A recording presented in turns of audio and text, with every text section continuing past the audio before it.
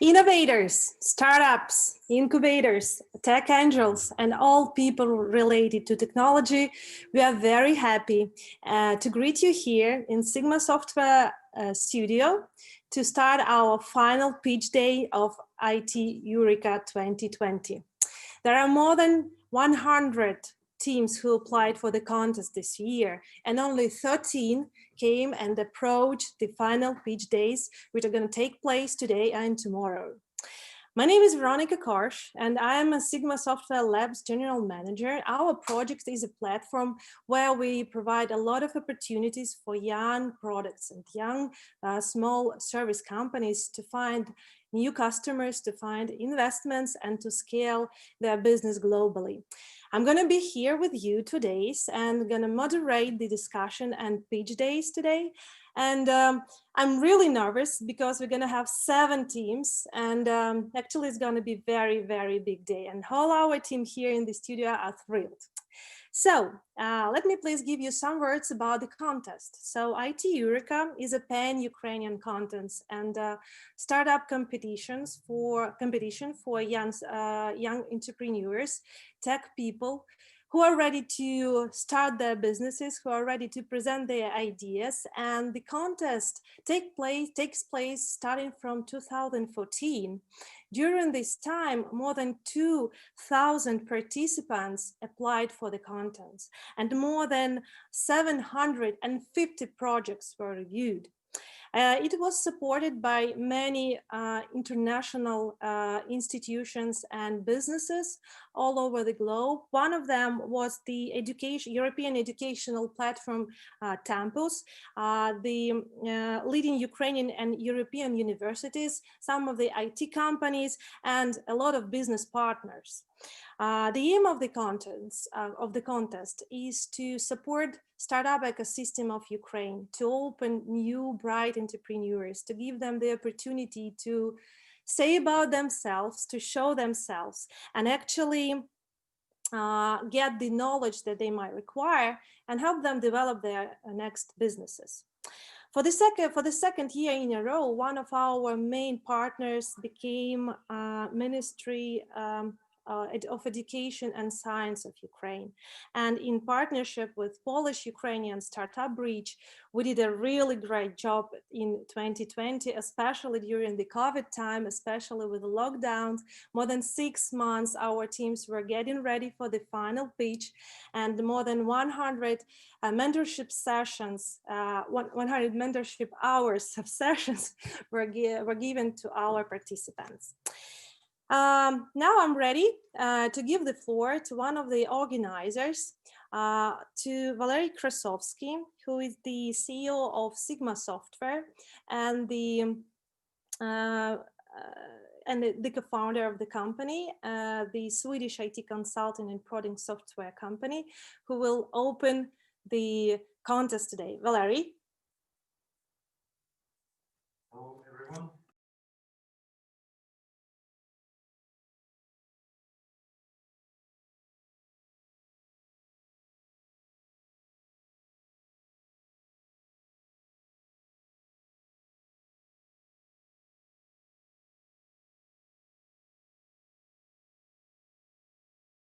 What I want to say now is that we've been always working with a lot of startups across the globe.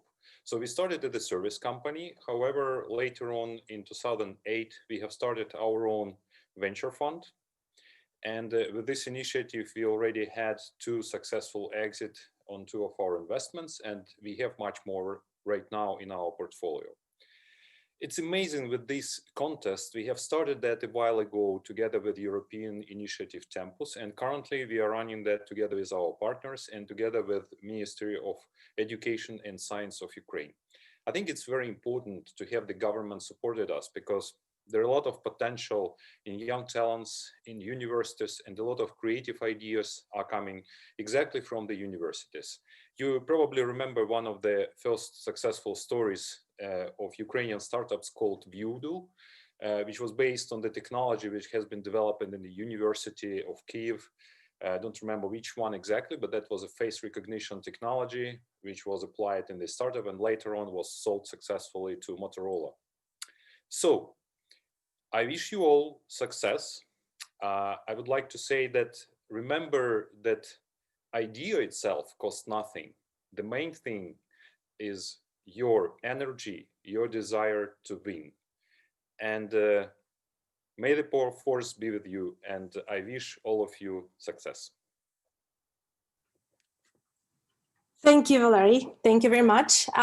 It's really important to have this connection between business and education. And we are very thrilled and very happy that we have such a great support from the Ministry of Science and Education of Ukraine. And today with us, we have the representative of the ministry. It is Igor Taranov, Associated Professor, P.AID, Head of Expert Group of Innovation Development, Directorate of Science and Innovation of Ministry of Education and Science. And he has joined our broadcast. Hello, Igor. And I would like to give a floor to you. Please give your speech before we start the pitching. Thank you very much. Do you hear me well? Yes, we do. Yes. Great, great. Dear organizers, partners, participants, guests, all welcome to IT Eureka Competition 2020. On behalf of our Minister, Serhiy Shkarlet, I'd like first of all to greet all the participants, all the organizers, and of course from our Minister team, I'd like to welcome everyone who came to participate in this excellent event. So firstly, I'd like to thank one times more Sigma Software team for their very not easy, but very important job related to this competition. It is a great pleasure for me to greet and welcome here mentors team, as well as jury team too. As you know, IT Eureka competition from many years is a part of annual Innovation Fest. Our ministry, in cooperation with other partners, organizes this event every year. However, due to the COVID-19 quarantine situation, we had to change twice the date of event. Moreover, we're very glad that IT Eureka competition will take place during 2 days. This competition is an excellent opportunity to meet Ukrainian startup IT project, as well as representatives of venture capital funds and business environment institution in one place. It is very important because using this way, everyone can find its own direction, how to make support system for innovation easier and better, and how to turn an innovative idea into a profitable business. Dear participants, you are all winners because you're here as a final part of this competition. Hope that IT Eureka Competition 2020 will show the potential of the most recent Ukrainian startup IT project. Finally, I'd like to wish all the participants good luck. Thank you. Thank you, Igor. Thank you very much for your inspiring words. Thank you very much. Cooperation and support is a solid key to the success. And for many years, one of our key partners during IT Eureka is Polish-Ukrainian Startup Bridge. Mentors and advisors of the company helped to our teams and our participants to grow, to learn, and get ready for the final pitch. And I would like to give a word to Michal Halecki, who is the coordinator of support center at Polish-Ukrainian Startup Bridge, and who actually personally put a tremendous amount of efforts to make our teams ready to pitch and get their final prize. Michal. Good day, dear ladies and gentlemen. Good day. Thank you for so warm welcome. So, since 2018, the sole purpose of Polish-Ukrainian Startup Bridge was to empower Ukrainian startups to get them from point A, which is the idea, to point, let's say, F, where there is an investment. And for us, for all of our team, it was an immense pleasure to be working with the startups within IT Eureka competition. This is our second year working with those startups. And this year, every year there's something new. The quality may be different, but there's always some new idea, fresh ideas, and fresh business models and fresh, approaches to different businesses.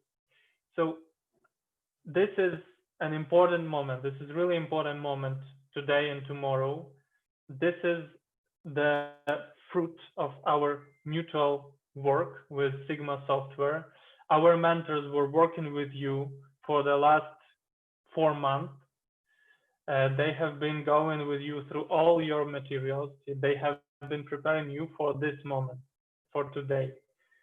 And remember, all of you today participating in the pitch day and tomorrow, all of you are winners because you are one of those who have not resigned and who had moved on, who had trained themselves and who have worked within their ideas to get them to the point of being in front of the investors.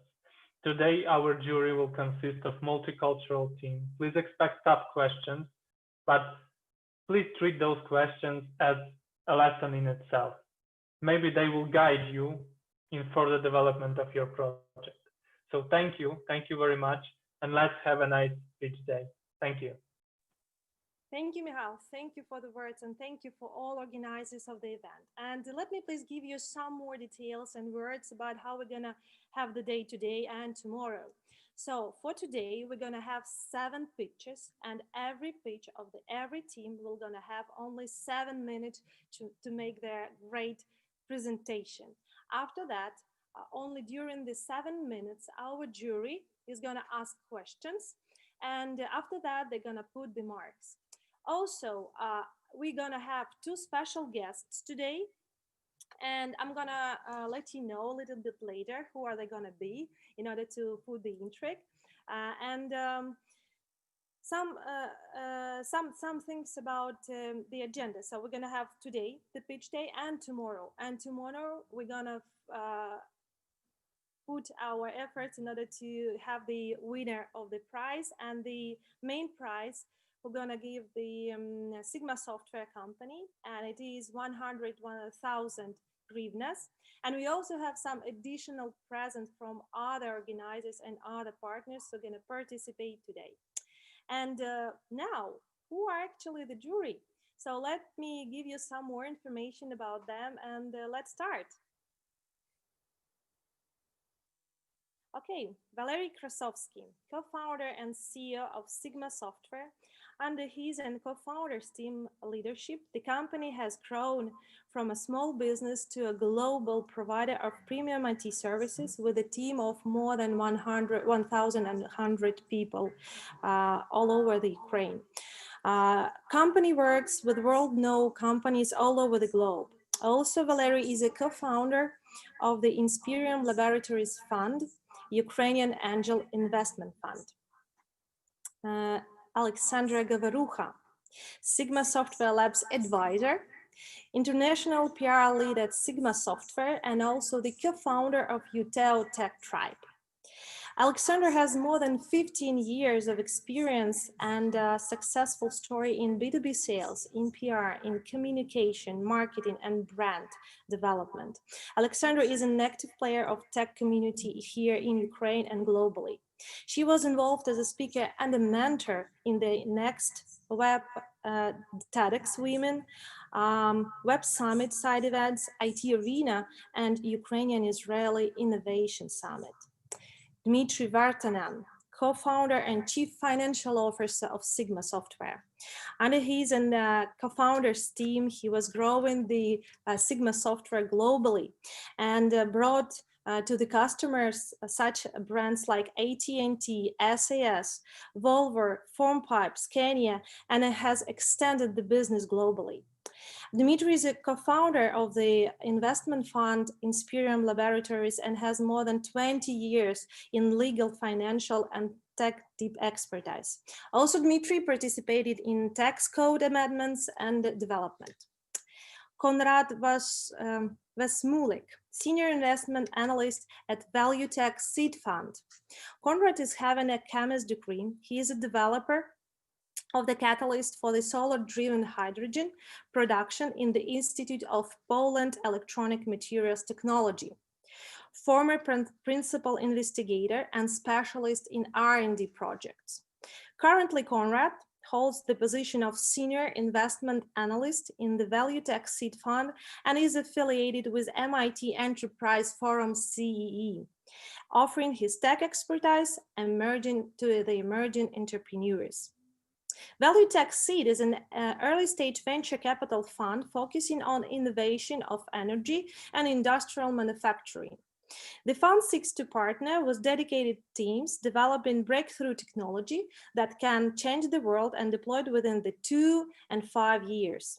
The areas of particular interest include, but not limited to, industry of 4.0, renewables, clean tech, energy storage, smart grid, and smart home predictive analytics. Bartolomei Domkovsky, investment manager at RST Venture for Earth. Since 2012, dealing with innovative projects and working with outstanding teams, and has great experience in project management and as a Scrum Master.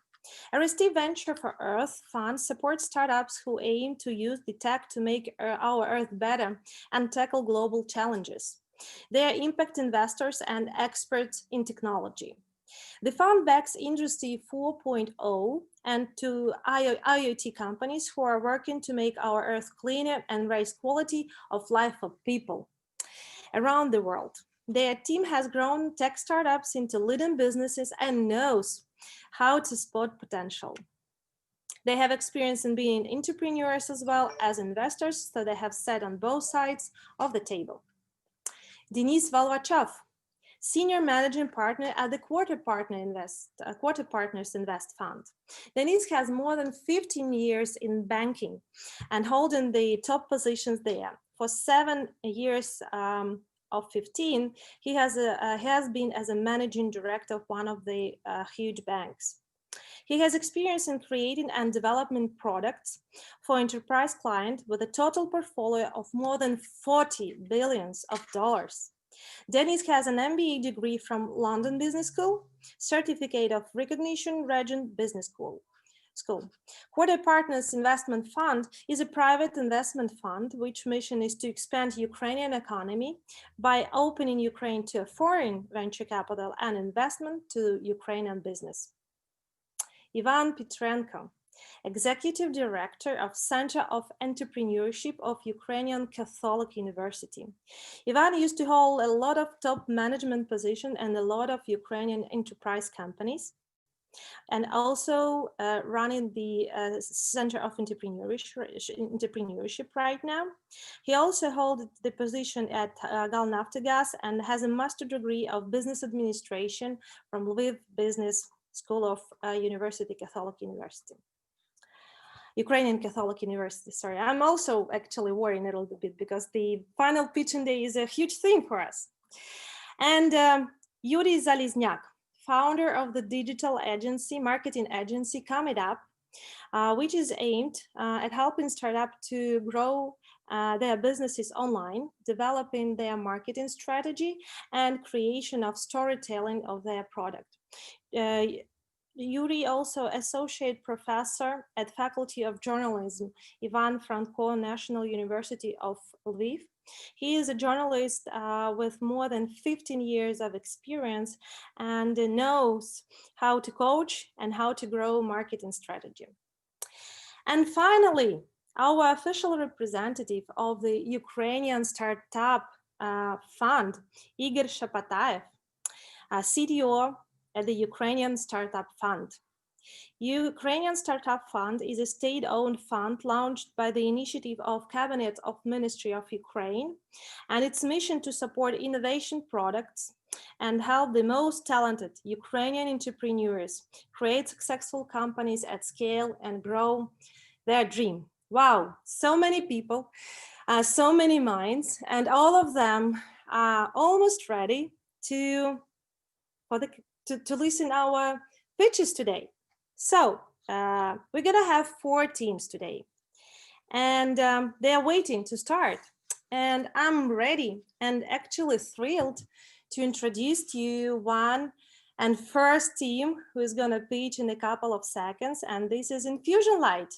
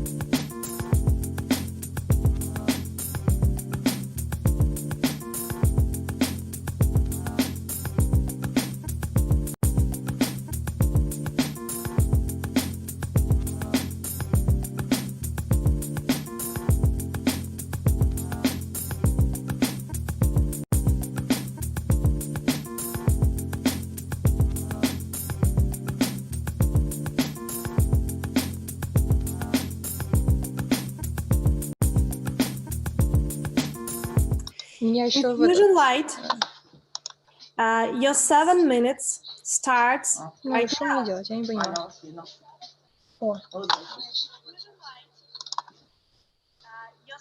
minutes starts right now.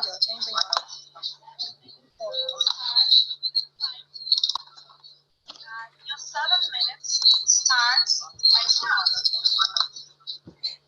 Do you hear me right now? Hi, my name is Anna, and before I start, I have to tell you the story. When I was 3 years old, I got sick, and I got into ambulance. I needed intensive care, and I needed a constant monitoring. One day, a nurse came into my room to set up a drip. She put a catheter in my right leg. She's been checking all my vitals for a long time, and after that, she told my parents that, she was gonna be okay. She's in good hands. Spoiler, no. 2 hours later, when my leg became twice as big as usual, my parents started looking for someone who could help. The doctor came in and said that the drip was set wrong. The fluid was flowing into my muscles the whole time, which could have been avoided if the nurse had been checking the infusion regularly. Now, 16 years later, I still have a bump on my leg and a good story to start this presentation. Unfortunately, my case is not unique. Most infusion processes are set for long periods, and nurses simply do not have time to check them regularly. And I'm not even talking about monitoring all the processes at the same time. Most people with experience like me are starting to worry about their infusions. And as we know, anxiety isn't helping their recovery. In the current situation of COVID-19, checking the condition of patients under the drip entails the risk of infection of both doctors and patients. So we came up with this idea. We can build a device that can monitor all the patients at the same time and be suitable for any drip. That's how Infusion Light was born. So, how it works. After you adjust the desired drip rate, just apply the device on and press the button. That's all. Infusion Light sensor reads and displays the speed of fluid injection. With Infusion Light app, you can see the current speed rate, patient's room, in time from the start of the process without any other action. For any medical device, sterility is very important, so we made up Infusion Light Hermetic. We proved the concept, and after that, we've been developing the first prototype for a year. Now we have a working MVP, and we are striving to improve the device. Infusion Light Kit is a system specially developed for hospitals. Location tags give information where the sensors are located. Wi-Fi routers provides local area network coverage in the hospital. Data from the local server sent to the mobile application, so the nurse doesn't have to enter it manually. The app displays all current infusion processes, patient's room, current and target speed. If the nurses enter the target volume, the app calculates the estimated time until the end of the infusion light and sorts the processes by the time. If something went wrong, the app will send a notification alert about infusion light status. According to data from the Ministry of Health of Ukraine, there are 1,195 hospitals in our country. Each hospital has at least 4 departments.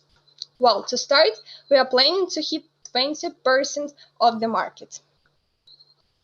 As our B2B segment, we see state and private hospitals, personal care assistants, and nursing homes. For each of these points, we can try to sell from 10 to 100 devices on the average. Yeah, we understand that focusing on the entire hospital at once is a very broad market segment, so we plan to start with one department. A year ago, we won a local grant worth 100,000 Ukrainian hryvnias. As part of the grant, we promised the local hospital 50 of our devices for testing. Our next stage is certification. Without certification, we cannot enter the market. The advantages of our device from the competitors are: Infusion Light costs less, has smaller size, fully automated, suitable for most drips, and doesn't depend on the stability of the internet connection. For starters, we plan to sell our Infusion Light device for $60 and Infusion Light kit for $600. As I said earlier, we cannot start sales without certification. We also need to purchase equipment for mass production. In the future, we plan to develop the direction for personal use. For this purpose, we need to create another app. So thank you for being here with me. Any questions? Thank you, Infusion Light. Thank you for your pitch today. So jury, do you have any questions? Bartolomew Dabkowski, please. Good afternoon to all. Thank you for the presentation. And could you tell us something more about the team?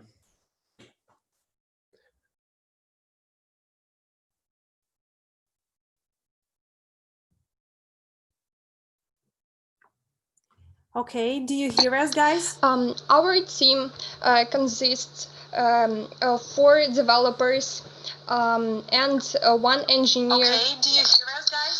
Yeah, I hear you. Our team consists of 4 developers and 1 engineer. Okay, do you hear us, guys? Yeah, I hear you. And me as project manager. I'm sorry for sound. And do you have any sales person in your network? And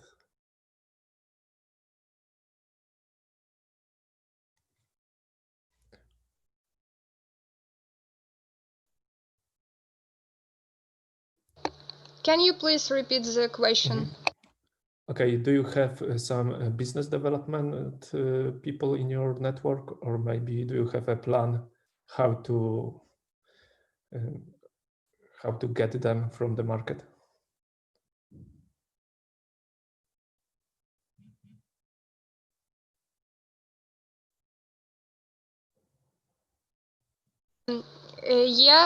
As I was showing in my presentation, we have a plan. So we divided all our target audience to 3 parts. And now we are trying to achieve public hospitals. How? We can talk to hospital chief media officer, and we can talk to him and try to give our prototypes for testing. And after that, we will start developing our Infusion Light kits to all hospitals in our country. Okay, thank you. Okay, Dmitry and Valerie.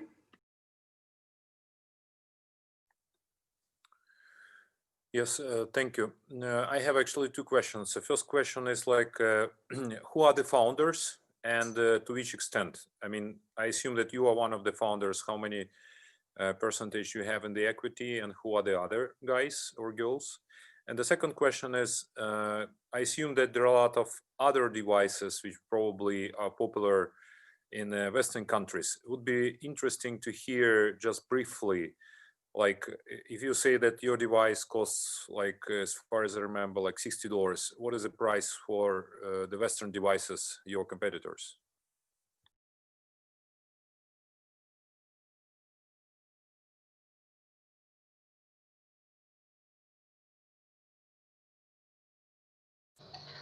Thanks for your questions. I'll start with the competitors. Also, as you can see, we have 2 main competitors, It's monitor and drip assist. Unfortunately, I cannot tell you the real price of monitor, but when I googled and searching this information at some medical forums, the price that I heard was estimated around $120. So about drip assist, the price I cannot even found, because I don't know why they don't write the price on the site, but when I was searching and surfing on the internet and looking for some information about the average price of that type of devices, the average price of drip assistant, as I said, is around $150. And coming back to your first questions, there are two guys who invented that device. They are both medical workers, and now we are teammates and we are working together. Thanks. Okay, Ivan Petrenko, please. Yes, thank you guys for the presentation. I wanted to ask you a bit more about the scaling. I mean, as far as I understood from the last answer, you are planning to scale, but did you do any research on the compatibility of the gadget on the foreign markets? Do you need any kind of licensing? Do you need to deal with insurance companies? Have you done any of the homework on that?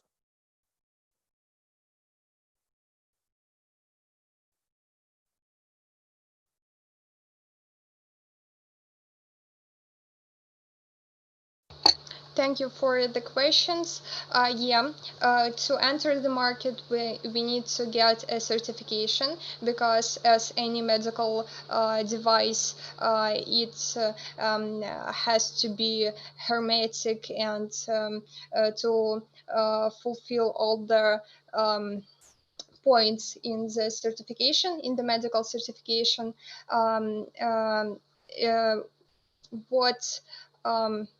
As for foreign market, all of these competitors are for the foreign market. As you can see, Monitor, it doesn't even sell his devices to Ukraine, the country I came from. So we were trying to make a device that will cost less and can be sold in our country. Because and after that we were planning to hit another foreign markets. Okay, thank you. So we have only 20 seconds left, so we have to move on. I see that we have a couple of questions, but we have to stick to agenda. Okay, thank you very much. Thank you, Infusion Light. And I think we are ready to move forward and invite for the next speech, who is going to be given to Fiway.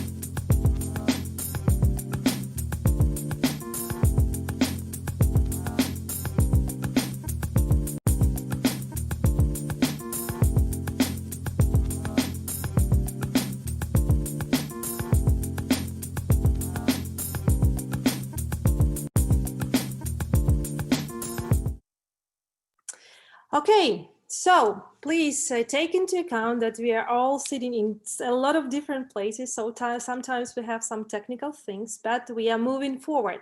And the next team is Fiway. Fiway, we are happy to hear your pitch right now. Your 7 minutes start right now. Hello, imagine what will happen if your life will be without internet. This is how bus passengers who travel between cities and countries feel. My name is Vladimir Korzh. I am the CEO of Fiway company, and we make a stable internet for transport. The main problem during the journey is unstable internet connection. This happened because different operators work at different sections of the road. The signal isn't strong and mobile phone can catch it. If you go to other country, you will have an expensive roaming. But we have solution.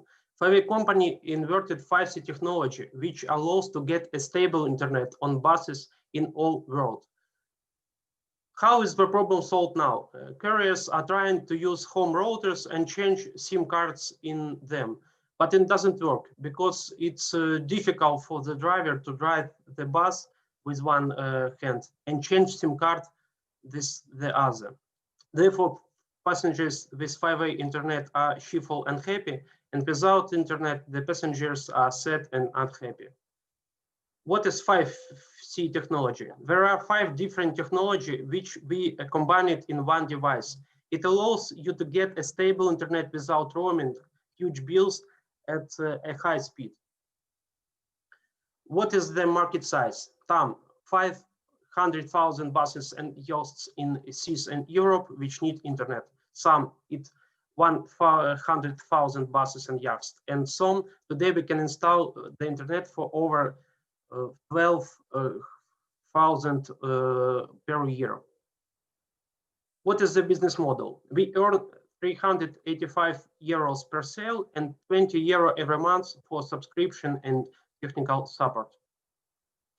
We founded our company in 2018 on Ukrainian market, and our business model is showing good results. For 2 years, without any investment, we earned $88,000.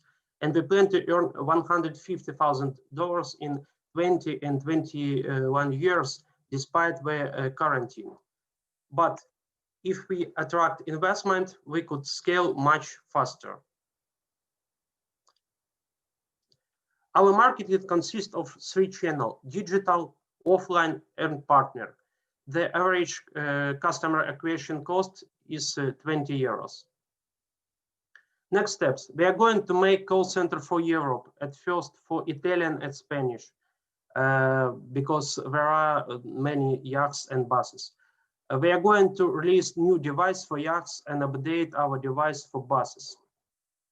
Competition, we have several competitions in the world, but we have some benefits because of lower price and expanded functionality. It happens because we are manufacturing our device in Ukraine. As you know, there are many good engineers and weak mobile networks. This allowed us to develop not expensive and high quality products. Why we are not afraid of Starlink or its company from Elon Musk? Because our solution is equipment for a sustainable internet. And when the Starlink appears, we are going to use it on our equipment with our communication channels for stable internet. Why we are looking for investors? Because we need a mentor, senior partner, a person who can give tips for us, how to grow and expand our business to other countries, how to improve our offer, how to boost our marketing. We need $200,000. The most of this money we plan to spend on marketing in Europe. Our team, it's 8 people with different competence. Most of the team members work with each other for more than 5 years. Thank you for your attention. I'm ready for a question. Thank you, Fiway. So now we are moving to the questions. So the first question is from Konrad Wismulik, please.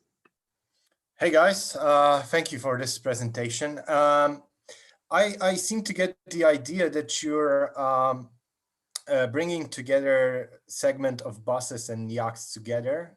Could you please elaborate on how these two segments are similar to each other or how they come together? And second of all, about the competition, I seem to get the idea on the most buses and coaches in European countries, and I think in China too, you get Wi-Fi on board anyway. So is that a competition for you or is it not? Thank you for your questions. At first, about yachts and buses, it's the two part of transport which need internet, and they have problem with internet because buses go to the roads from countries and yachts goes from sea from countries, and they haven't internet too. For example, for yachts, they have internet only on marinas. On buses, it's the big problem. In Europe, it's the second part of your question. In Europe, only big companies have Wi-Fi on the board, but they have many countries who haven't this Wi-Fi on the board. Or if you said about Flixbus, yeah, its company have, but as not big companies haven't any internet on the board or have internet like for home. It's not good quality for the passengers and have so some. You mean like when it comes to yachts, because I'm trying to understand if that's you mean public transportation and that's some linguistical inaccuracy, or is it private yachts with you know, with billionaires and so on? We did internet for yachts. We did it already. Right now we have around 30 yachts with our internet. It's only private yachts. Okay. But we also we have internet on public sea transport, but it's not many because we did it only in Ukraine. In Ukraine we haven't the good sea transportation or river transportation. Okay, thank you. Thank you. Okay, thank you. The next question goes to Dmitry and Valerie.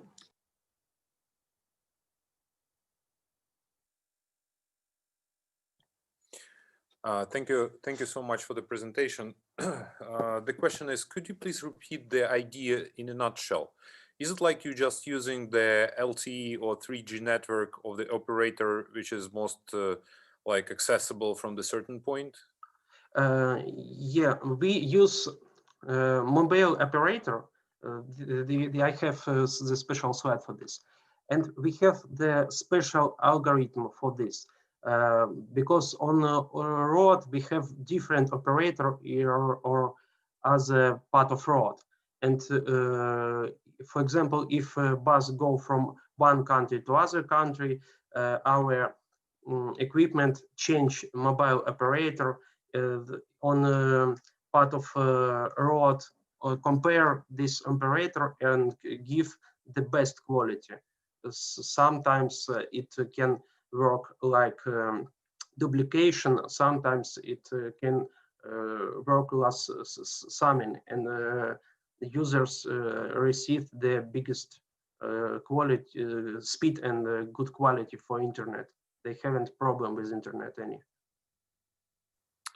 Thank you. I just think that, well, I'm a little bit concerned about the idea because normally, for example, if you are on the boat out in the sea, then normally if you don't have the internet connection, then normally you don't have any operators that are accessible from this point. And as far as I understand, it's like you are not solving this problem. You need to have at least one operator which is accessible, right? We have a solution for this case. We add a satellite internet to yachts, but it's very expensive. And in case where LTE not supported, our equipment take satellite internet if it need, but not all time satellite internet work. Thank you, got it. Okay, thank you. The next question goes to Denis Volvachov, please. We are running out of time. Thanks. Hey, everybody. Thanks, Veronica, but I have no question anymore because Valerie, you have just asked about it. Thanks. Okay, thank you. So, and Alexandra Govarucha, please, the floor is yours with the question.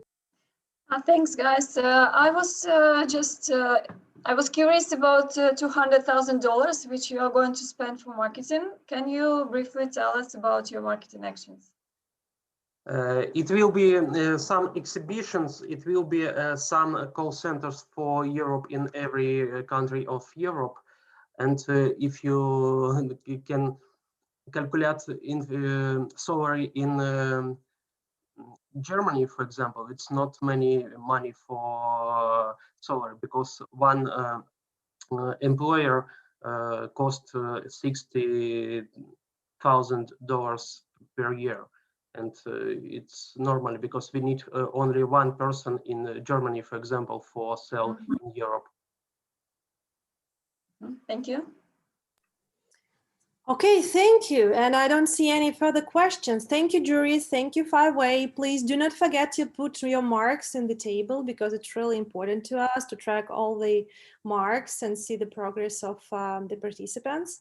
And I think I'm ready to move forward and invite for the page Ioon.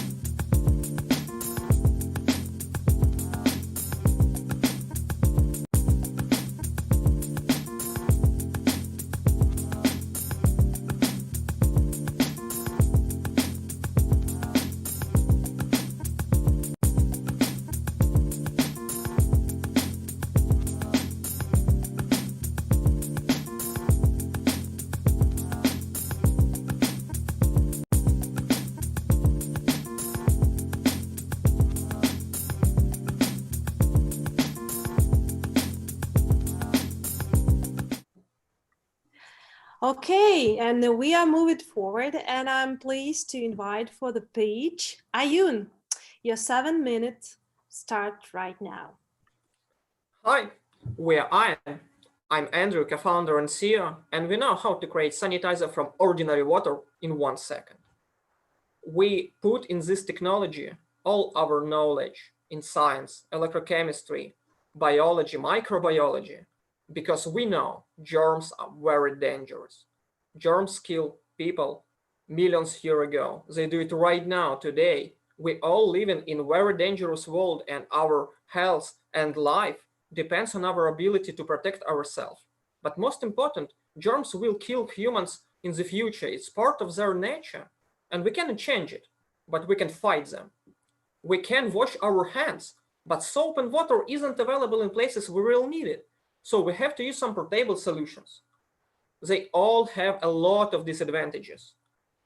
They all are stale. They all consist of different chemicals that are very dangerous for human health. And they have no alternative.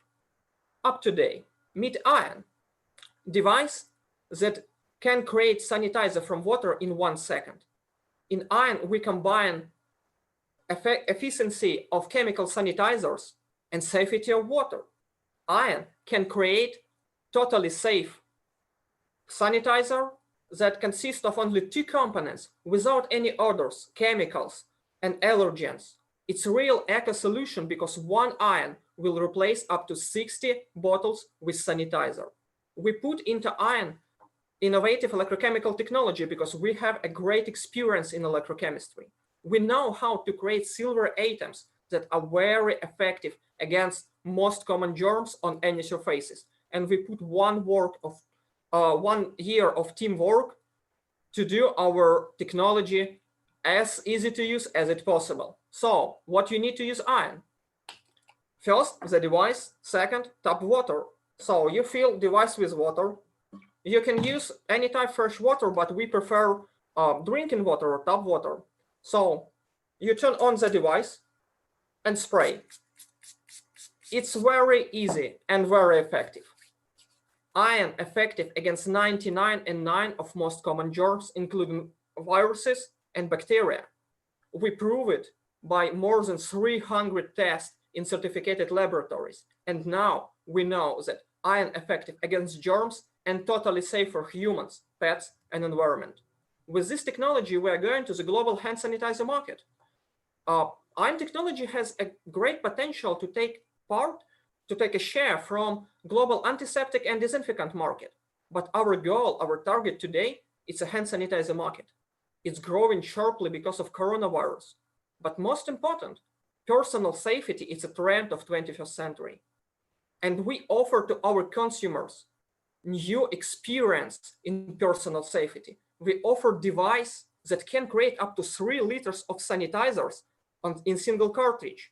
We offer a mobile app that can get you control under your device. So you can control your device resources and get a quick support if you need it. When your device run out of limit, all you need is to change 1 small part cartridge and get next 3 liters of sanitizer again and again. And with this business model, we will generate over $16 million cumulative revenues in 3 years from 2 main streams, from devices and from cartridges. And we have a clear vision how to reach our goal. We passed a long way from laboratory prototypes and tests to MVP. We won the grant from Ukrainian Startup Fund and built MVP of our device. We built a production in Ukraine. We protect our technology by PCT claim. And our next step is Kickstarter. We need it because we go to the USA market. It's the largest market in the world. It takes over 1/3 of global hand sanitizer market, and it's growing sharply. And by the end of 2021, we will be represented on our 2 core markets in the United States and Europe Union. Together, these 2 markets cover over 60% of global hand sanitizer market. And to reach our goal, we built a strong team that combine experience and energy. We have a great experience in science, in electrochemistry, in prototyping and engineering, in software. And our advisors share with us their experience in science, technology, business, and hardware. Now we're looking for $50,000 as a seed investment to do our Kickstarter campaign, to do our IP protection we need to protect our technology in the United States. And we find a strong partner who will help us in non-provisional patent pending. As well, we plan to use this money to build test bench of our devices. So we're Ioon. We make sanitizer from water. Thank you, and keeps your hands clean. Thank you. What an energy. Thank you, Ioon. I think that we are ready for the questions. And the first question goes to Denis Velvachov. Here we go. Yeah, thanks. Andrew, thank you for an inspiring presentation. As far as I see, it looks reasonable to create such products as Ioon, but probably it's not a rocket science in terms of technology. Could you clarify what are your unfair advantages? Okay, thank you for your question. So first, you can prepare sanitizer anytime and anywhere from water. Its first advantages. It's same effective as chemicals, but it hasn't any smell. It hasn't any allergens because components of sanitizers or antibacterial wet wipes can cause allergy on skin. It's very dangerous. Andrew, sorry for interrupting, but could you clarify about your advantages in terms of technology? I mean, okay. Filter and something else. Okay. our technology in 16,000% much more effective than other silver-based technologies. So we start with colloidal silver, and we modify this technology to create sanitizer. It's not 5 seconds. It's a deep technology. Okay, thank you. Okay, thank you. The next question goes to Dmitry or Valerie. Thank you for the inspiring presentation. It's a huge hype right now about this kind of stuff. So the question is that probably a little bit similar to the previous question. Have you checked against available patents? Because I think it's a main point here. Yeah, of course. So thank you for the question. Yeah, of course, we check patents. We do our patent work. We already claim the PCT patent, and we discuss this question with our partner in USA. It's lawyer. It's a patent lawyer, and he think we have a great chances to do a non-provisional patent in USA. So yeah, we do our homework in this. But have you received any response from the authorities which are registering the patents? Because that's always the main point, because normally when you do this job, and it's a very complicated job actually, because I've been through this process a couple of times already, then it's a high chance to get the response that something is already available. Yeah. I understand your question. Yeah, it's very important. Yeah, in our team we have an advisor and co-founder, Artur Martinov, and he has 12 American patents because he's a pharmacy doctor, and he do his patent work in pharmacy. So he has a great experience in patenting in USA, and he helped us in this process as well. We find strong partners in this. Yeah, we understand that it's very important for us to do a good non-provisional patent. Yeah. Okay, but you haven't received any response from the authorities yet, right? I miss your question. It's I mean, like, have you received any response already from the patent authorities that they will grant you the non-provisional patent? Yeah. So we talking with our lawyer. We send him all our documents. He do the patent search, and told us that we have a great chances to do our non-provisional patent. Yeah.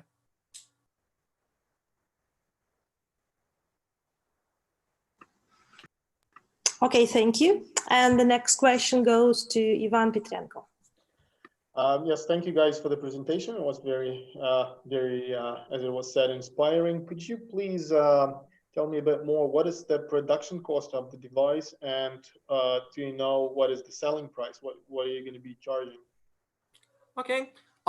Thank you for the question. So our production cost price in from 1 to 100 pieces, 100 devices will be $50, 50.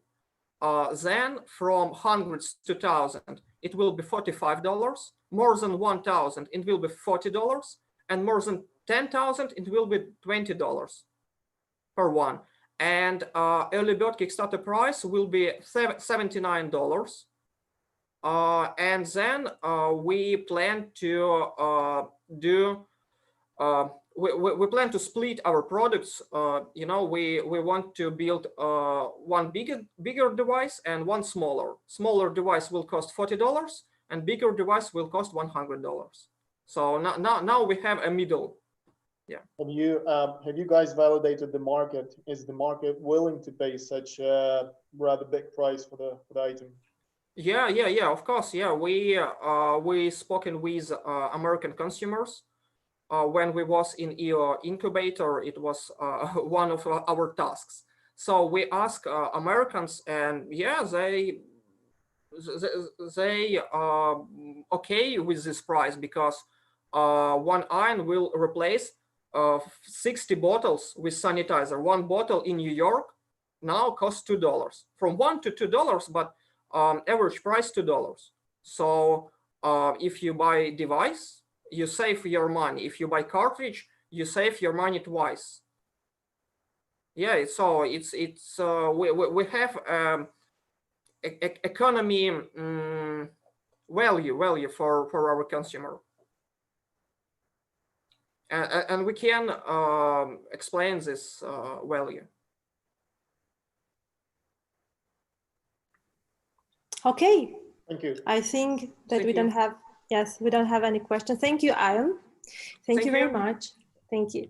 And before we're gonna move to the next page, I would like to give some more information about the IT Eureka contest for those ones who just joined the session today.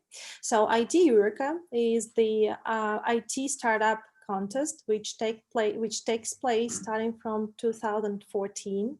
During this time, we had more than 2,000 participants and we received more than 750 projects. And we've been doing this contest with a lot of international partners and with the government institutions, in particular with Ministry of Education and Science, and with our Polish partners from Polish-Ukrainian Startup Bridge, with partners from VC funds like Water Partners, from Commit-Up Digital Agency, and with the Center of Entrepreneurship. This particular year, we received 100 application forms and only 13 teams came to the final pitching days. I think that we have now time to listen to our final pitch for this particular part. We're gonna have another part today, but for this part, the final pitch is gonna be for P.AID.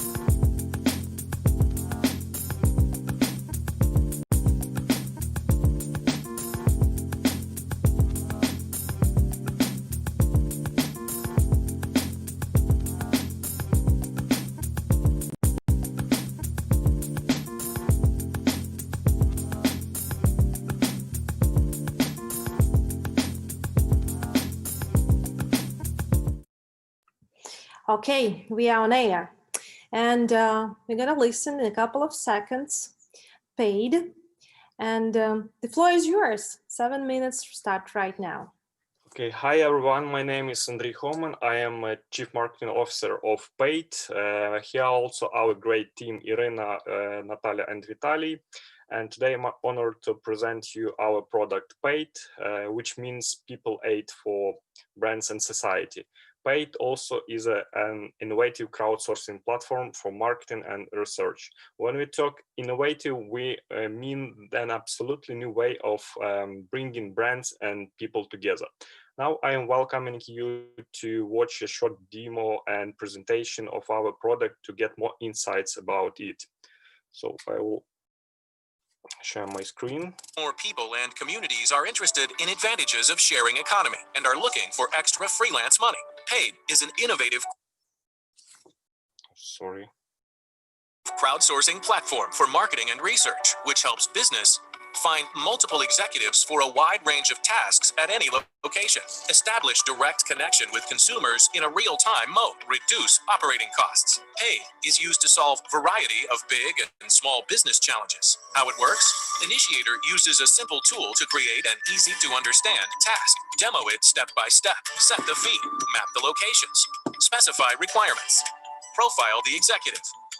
Executive quickly makes decision based on pre-selected parameters. Perform the task and report it via smartphone directly, anywhere, anytime. You can download video, photo, audio, or post a comment. The statistics are immediate. P.AID tool assists in performance evaluation and helps making balanced decisions. We guarantee that a fee is received only after the work is submitted. P.AID opens on-demand access to thousands of street freelancers, capable to perform a majority of business and marketing tasks. P.AID is a win-win solution both for brands and users. It helps brands cost-effectively research and collect data on how and where their point-of-sale materials are being displayed, on customer service continuity and on competitors' product placement. P.AID uses data science-driven approach and artificial intelligence for recognition audios, videos, and photos. Also, our platform helps to take right decision and makes predictive analysis. P.AID creates ground for crucial cultural, corporate, social, and environmental initiatives. Also, it has a disability-friendly format. Get your task done today at P.AID.works. Okay, thanks for watching. Okay, just a moment. Okay, so thanks for watching our video. Let's emphasize a few moments about our product. So for brands and companies, P.AID is a web platform where they can create different tasks and control them in real-time mode. Also, they get direct access to thousands of street freelancers nationwide or around the globe. For people, P.AID is a mobile application that enables any person, including people with disabilities, to make extra money by executing different simple marketing tasks from brands. For society, we're striving to build P.AID as a crowdsourcing platform to create opportunities for people to initiate large-scale social, cultural, ecological projects, and as well as to get them opportunity for everyone to join these initiatives. As you may see from our previous video, we can solve a variety of marketing tasks for consumer brands. For example, with P.AID, brands get access to real-time retail audit in each point of sale. They can control prices, product availability, storage condition, placement from their central office without different third-party agencies. They can do wide research of consumer experience, control outdoor advertising, check their service by involving mystery shoppers, and implement corporate social programs just in a few clicks. Yes, this is where really is a simple tool where the company manager can create a task just in the web interface, add some detailed description, then the user get notification in his mobile app and accept this task, perform task. When the company manager check the task, and then the user performer will, after approving the task by company manager, the performer will get reward immediately. Okay, after that, let's jump to the really serious stuff. Let's talk about market. Market is really booming. Global spending on market services and research will reach fantastic 165 billions by 2022, and we are going to bite off part of this pie. About the competitors, yes, they are, but we are better. We are better because we the first and the most important and significant for each member of our team is that we develop P.AID as a social-oriented project. More than just a simple business tool for brand. We want to create more new possibilities for all people, including people with disabilities and people with low incomes to earn money, especially in this COVID time when a lot of people lost their jobs. And we aim to help, and with P.AID, we aim to help to overcome one of the biggest challenges of humanity, poverty. Also, we feel a very deep responsibility for realizing other social, ecological, and cultural projects that touch national and global problems as well. So as you see, our product consists of two parts. It's a web platform for business and mobile apps for street freelancers. A few words about a great team.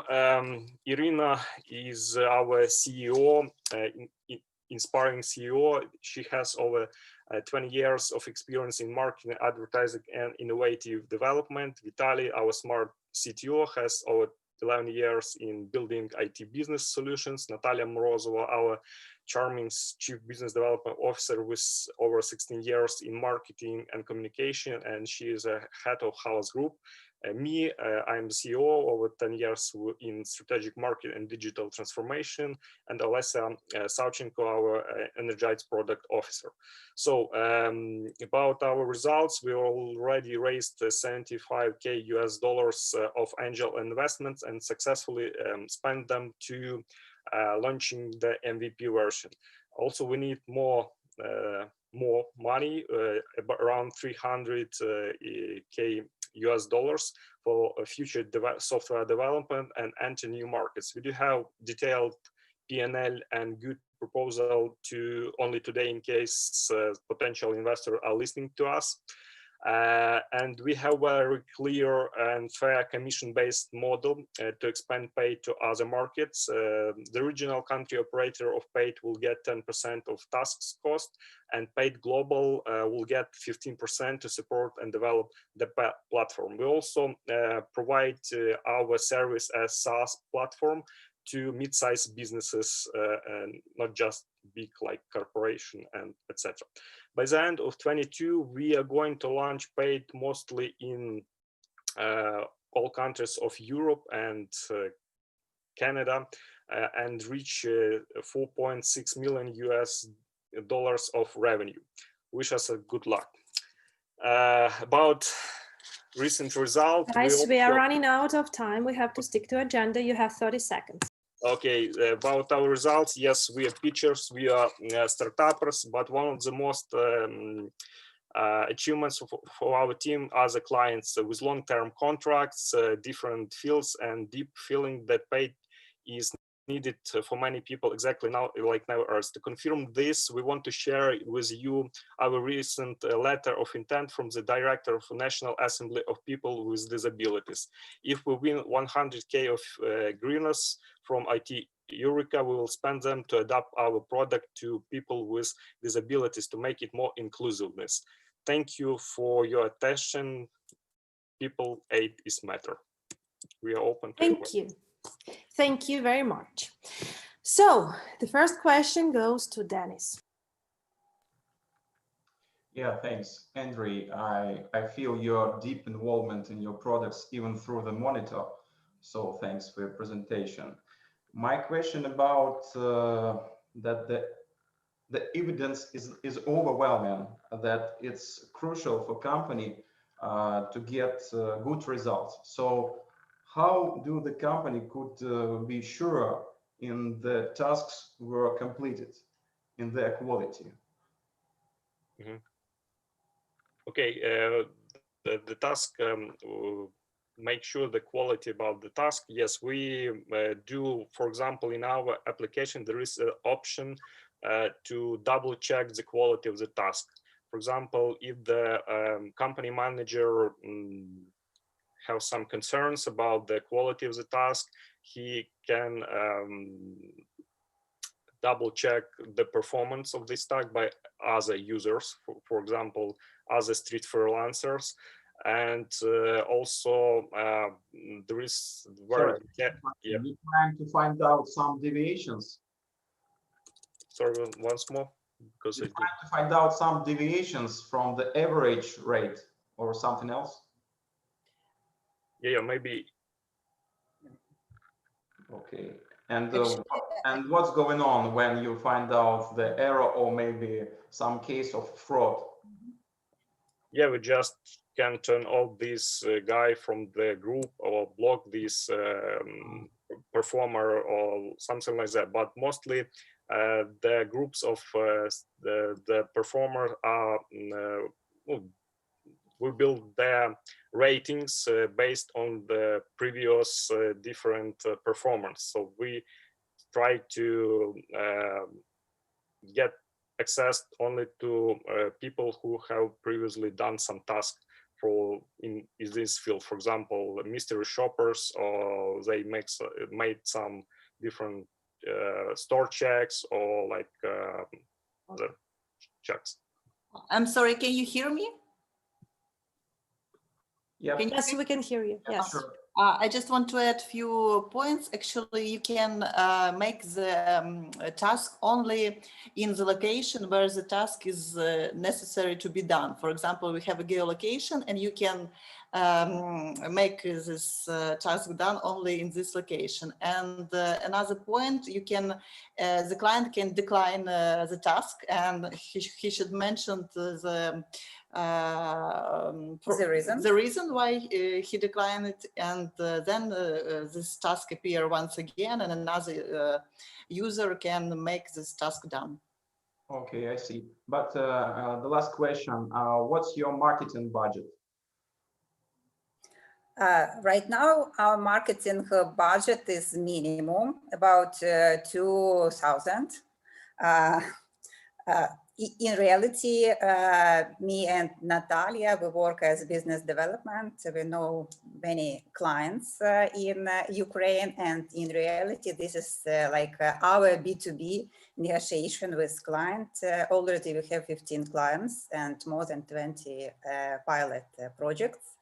And also we have like annual contracts. 3. Thank you. Good luck. Thank you. Thank you very much. Thank you, guys. We have only 2 minutes left for your questions. So Dmitry or Valery, please go on. Thank you. Really liked your phrase about that we successfully spent the money that we have raised. I just put it into the the baggage of my interesting phrases. Yeah, we built MVP. No, seriously. MVP is really a good product, with different functions. How do you limit the tasks that could be set?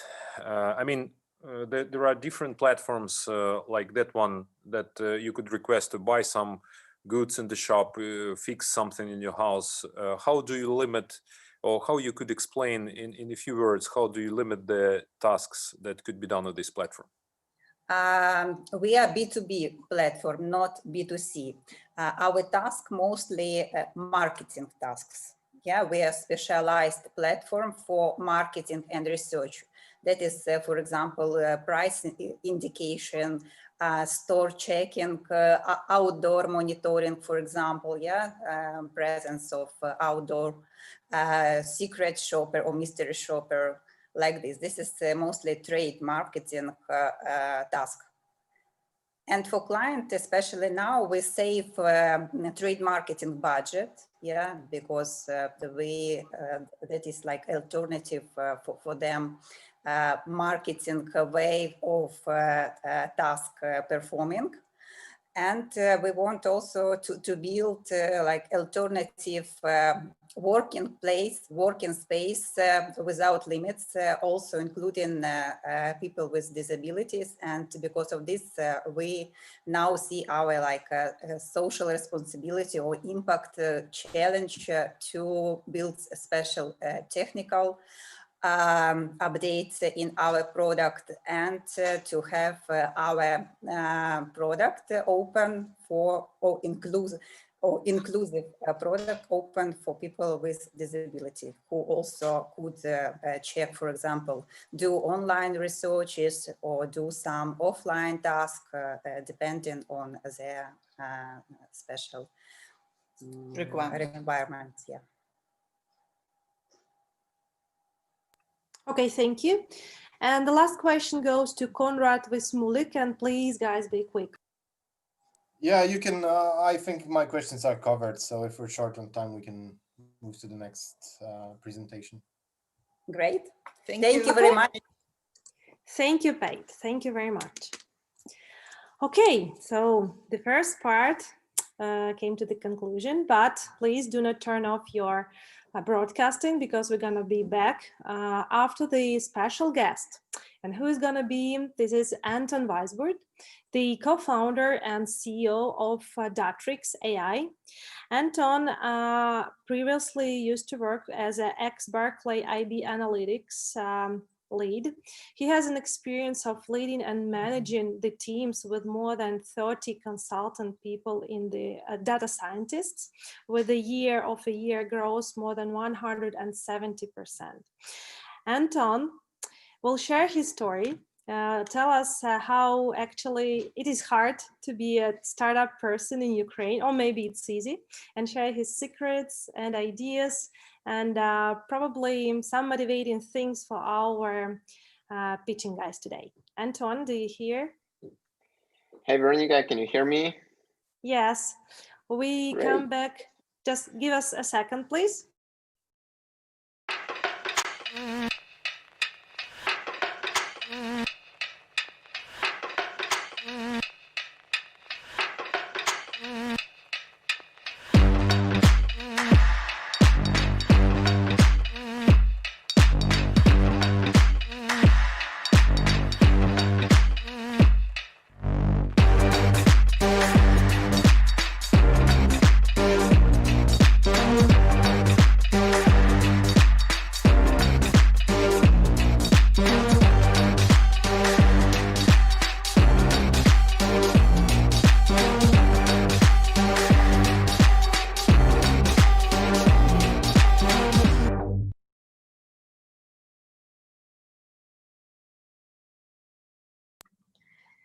Hello, Anton. I'm very happy to see you today. Are you ready for the speech? Hi, Veronica. Yep, sure. Happy to share what I've prepared for you today. Okay, I look forward, and I think all of our participants too. So go ahead. Thank you. Thanks. So, hi, everybody. My name is Anton Vaisburd. As you may already know, I'm CEO of Datrics, and I'm going to share a few thoughts and maybe the road of Datrics, the story of our startup. Despite previous speaker, we haven't spent the funds we've raised successfully, but I will talk about this a little bit more in detail later. Frankly speaking, my background includes few companies I've started previously, and my first company I started at the age of 20 was like charismatic, which is the school of educational part of for the children, which is teaching mathematics and so on in Kharkiv. It is like offline school, and it works successfully for the last 10 years. Though in my story there are few not that successful stories, and I will start maybe from telling the first failure which I had.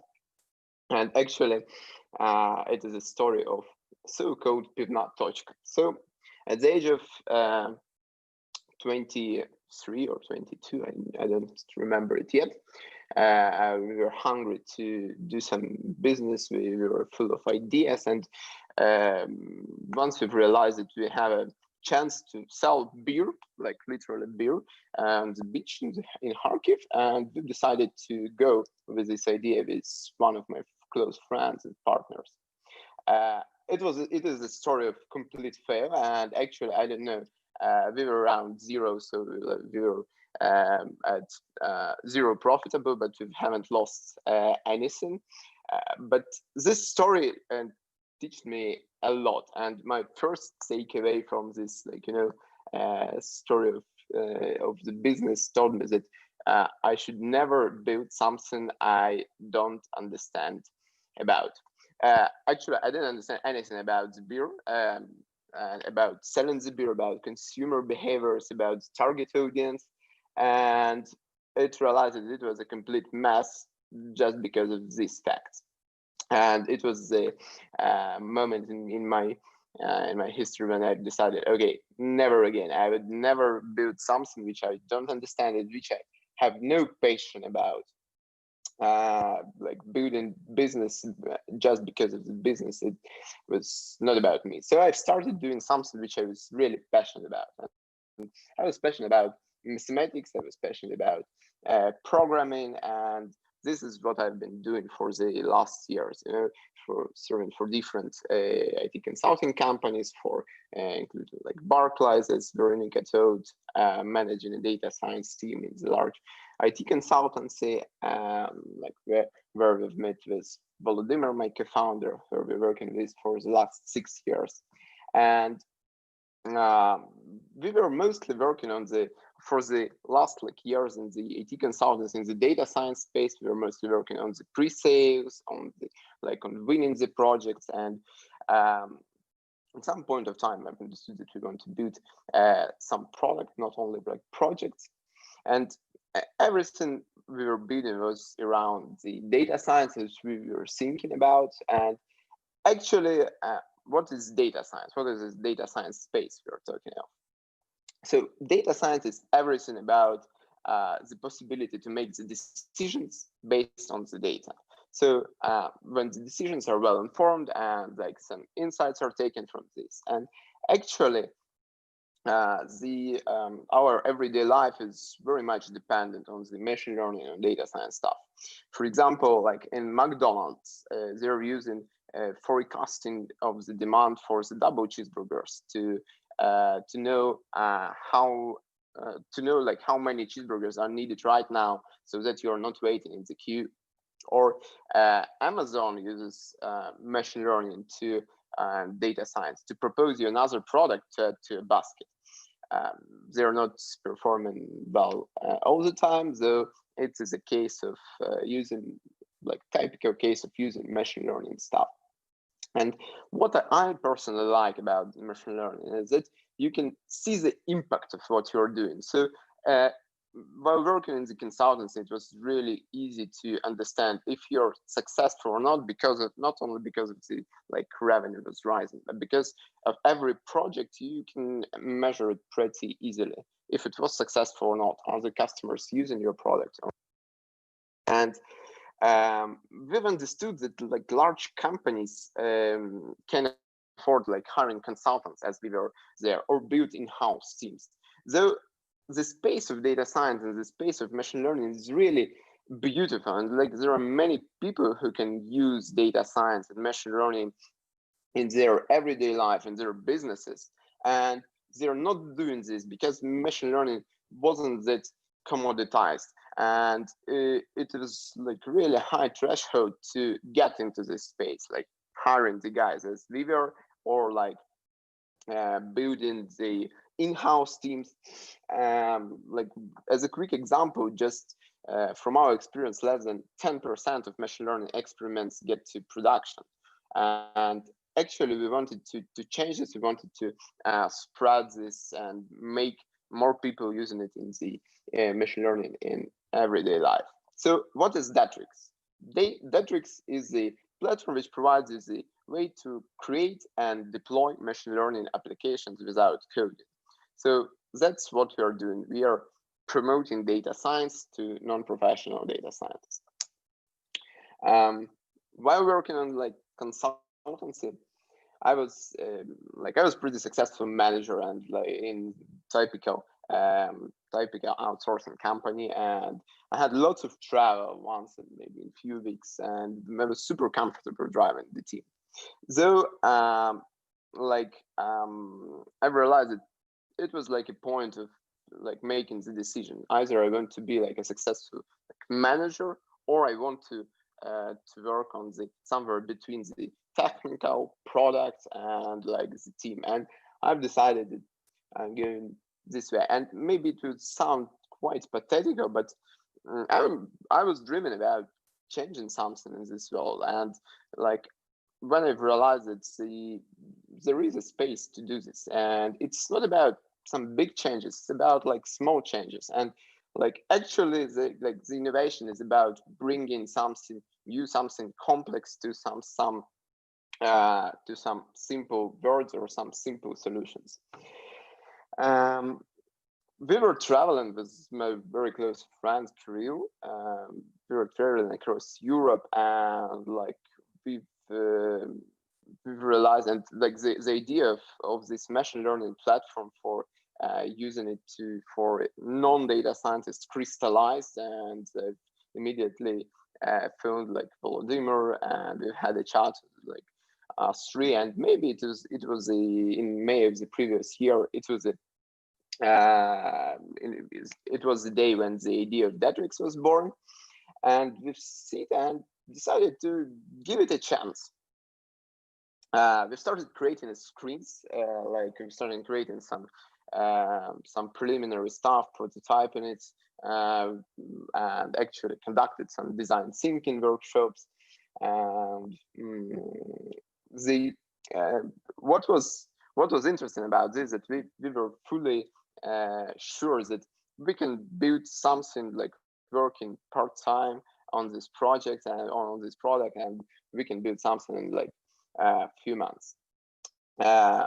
Saying it, I will talk about this a little bit more in detail later on, though it wasn't that easy. And we understood that it was not that the true desire was about building the product. At the same time, we were very, I would say, optimistic at this stage. But though it took like so much time, and like since that time, over time, and we were spending so many hours and nights and like weekends building Datrics, and it was super interesting, and I was super happy like working with the guys. And I understood that maybe if I was doing it by myself, I won't get that much forward. And the team was based on some values and based on some vision, and that was like my second takeaway in terms of building the companies. The thing is about like having shared values and moving in the same direction, and don't building it alone. Actually, I'm spending like I think like 12 hours per day with my co-founders, and it is like super important to be comfortable spending that much time with them. So speaking of Datrics, like what is Datrics in a nutshell? So Datrics, as I told, is a low-code data science platform for both data scientists, analysts who are not coders and non-scientists, and for developers to create machine learning applications within hours. We are operating as both like self-service model on our website and like B2B solution, so business to business. And Datrics requires like actually no installation or coding skills to do some stuff. You're just like the core is drag and drop bricks. You're just dragging some stuff like renaming the columns or like treating the missing values. So you're basically have the possibility to automate the data preparation or automate some of the parts which are related to the ETL process, typical data preparation process in preparing it to create machine learning stuff and applications. And then once you have the data, so it's like experimenting phase, you have the possibility to predict whatever you want or divide the tabular data into the different groups or different chunks, and basically solve any kind of not any kind of, but the majority of the machine learning problems within the platform without like having a single line of code. Another thing which we have in the platform is the creation of the like operationalization. It's usually like how it works for the data scientist and sitting in the large organization or like working for somebody. So data scientists create some script or some solution in the notebook, and then thinks how to make it into production, and usually it provides the code to either the developer or provides or operationalize it in the way of rewriting the code and or providing it to DevOps to do this as a part of the business process, and it takes like so much time. So it's the second part of our platform is basically doing like one-click productionalization and creating the APIs and dashboards on behalf of the data scientists. So talking about this, we've started from idea. We've at some point of time we've realized that we want to we need to make the decision and switch full time, and we did it in the beginning of the year. And it was like actually the interesting point that we were still very optimistic. We thought like the product will be ready in like a month or in a few months, and we have the great idea. We will raise money very easily. And yeah, what we realized that we are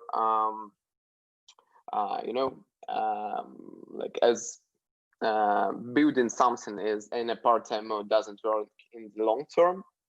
We've decided to leave, being a like and concentrate on Datrics and full. We were a team of 5, like 3 co-founders, and like we had a UI UX designer and like first developer.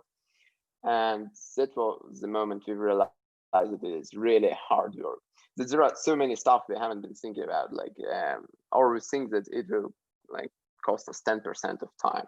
It's about incorporation, it's about legal stuff, workplaces and laptops, and so many other things which are seems to be very natural at the moment right now. But and I know now that it is quite easy to solve them, but we needed to find the way to work on all these challenges, like being very young company and having like every day we had some questions we needed to answer.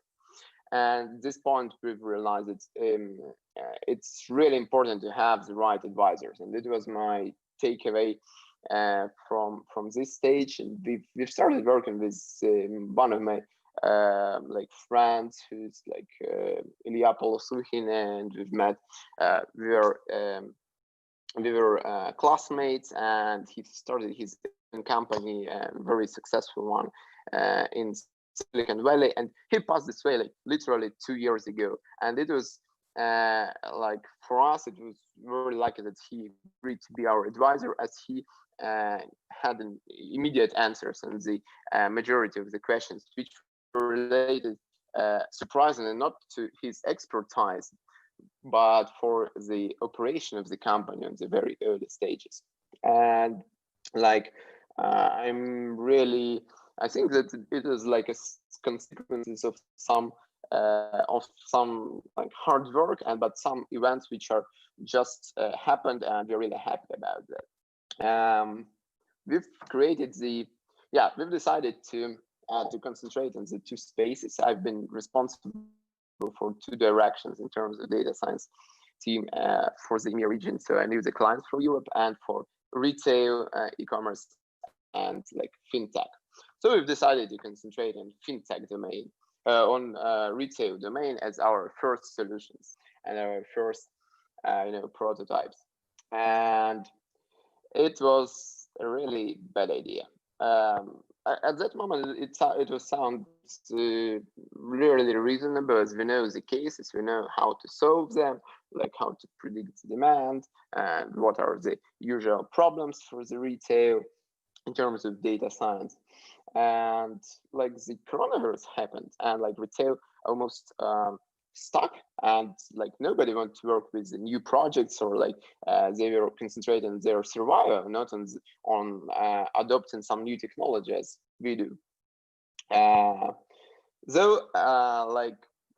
What we did, we just keep focused on the right thing. We've moved from retail to e-commerce, which was booming and had the same problems actually with the forecasting of the demand and inventory management in terms of this demand. We've created another solutions and in other pipelines, and what we've been doing is like focusing on important things. We've created the prototypes, and like it appeared that nobody needs it. Like literally, we've created the prototype and we've understood that it is not useful. And this was the point when we get to the YC, like Y Combinator startup school. And the most important thing we've get from it was like that we need to make like they have this phrase like make something people want. And our main problem was that we weren't speaking to the customers, to our users. And this was the point we started doing this, and we've like had few iterations, and we've made it to find the first client, actually, which wasn't related to the e-commerce. The client was from the fintech space, and it was like one of our clients from the previous life, and we've met him in Kyiv. Occasionally, he was in Kyiv, and he asked what we are doing, and we've pitched him.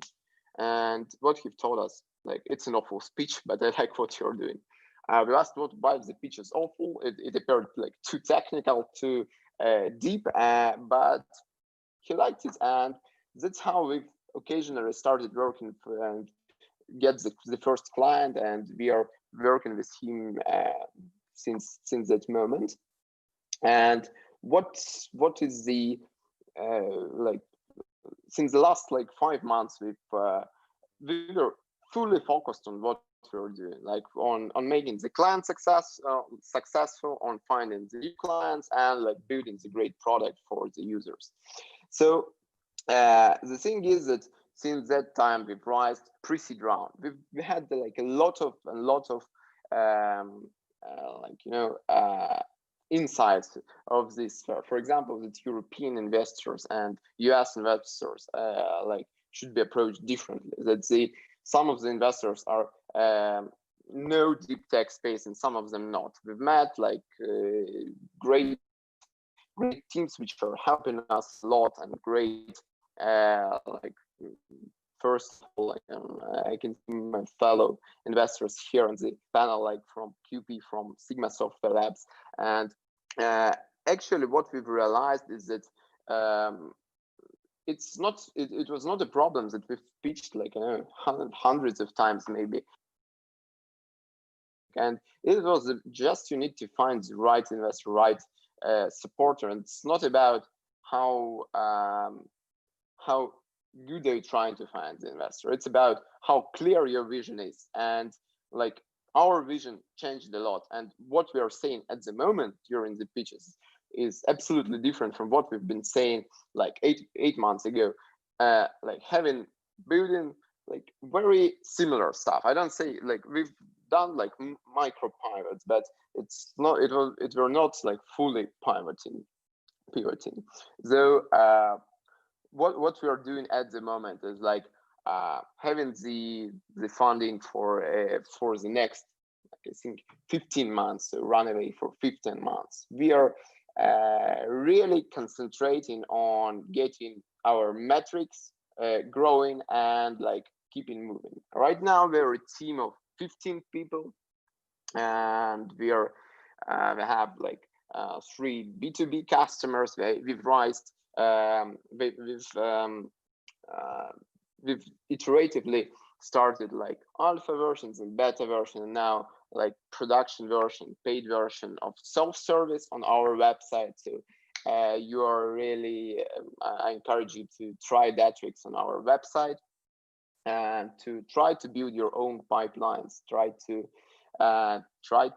work on your own data using Datrics. You can just upload it as CSV and try to make the prediction, or you can actually work with one of the templates pipelines which we had.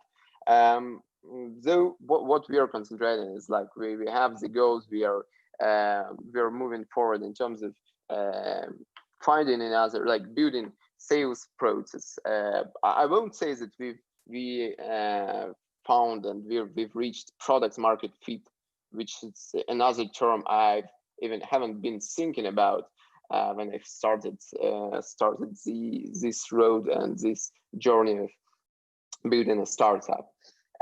So we are moving in this direction. We are moving to the next round, maybe seed or even round A. We are not sure at this standpoint. Like what I was really surprised to during this journey is how many interesting and like bright people I've met. And the most like it's really hard. Like sometimes I think that what I'm building, like the space is so crowded, or like it doesn't make any sense. And sometimes I think, yes, it's still great. So but the people around me are like believe in what we are doing, and we believe in what we're doing, generally speaking. And we've met so many partners, friends during this journey that maybe it's a main thing and main goal, except of building the product itself, doing this stuff. And like, I was really surprised to see how many people are living their like comfort life, and like they're pretty good positions in the companies, and joining us or joining other startups in this journey. And I've received a lot of support from the startup community, and I think that the really important thing is to give away in terms of like, as other startups are helping us, we are like happy to give advice in terms of machine learning or like AI strategy, or whatever it takes regarding the analytical stuff. So in terms of Datrics, I really encourage you one more time to try it. And for example, you can play with the Titanic challenge, which is very famous in terms of beginner data scientists. So it contains a number of Titanic passengers, basically the list of Titanic passengers with the names, with the cabins, and with the ages, and try to predict who will survive or not. And you can do it with the pre-uploaded data and the templates on our website, or solve like any other cases. Saying that, I will maybe finish my speech saying that I wish all of you good luck in terms of building your own products and being successful and talking to your users and building something people want. Thank you, Anton. Actually, it was really interesting, and it was really inspiring story from idea and dream up to getting first investments. Thank you very much for that. And we are almost ready to go on. We are waiting for 3 more pitches. Please do not turn off. And the first team who's going to pitch is going to be Agro BI.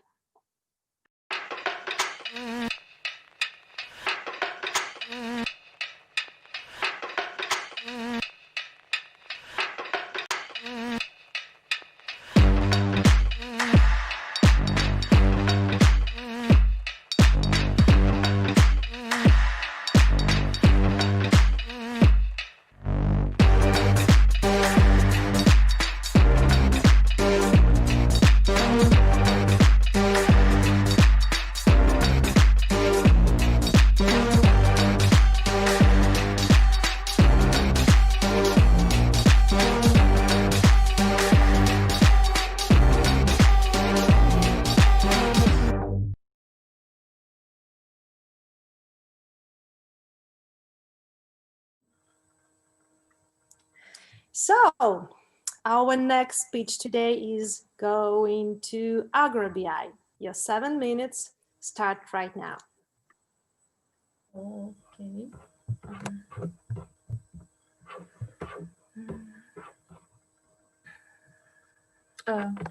Greetings to everyone. Do you hear me well? Yes, we do. Great. My name is Kate. I'm a CEO of Agro BI by Horostech, and I want to present you today the business intelligence system for agribusiness with machine learning.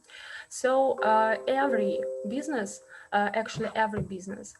needs information to make decisions every day, especially in such industry with high uncertainty as agribusiness. So what is the current challenge actually for agribusiness? Yes, it's to monitor current state of the field.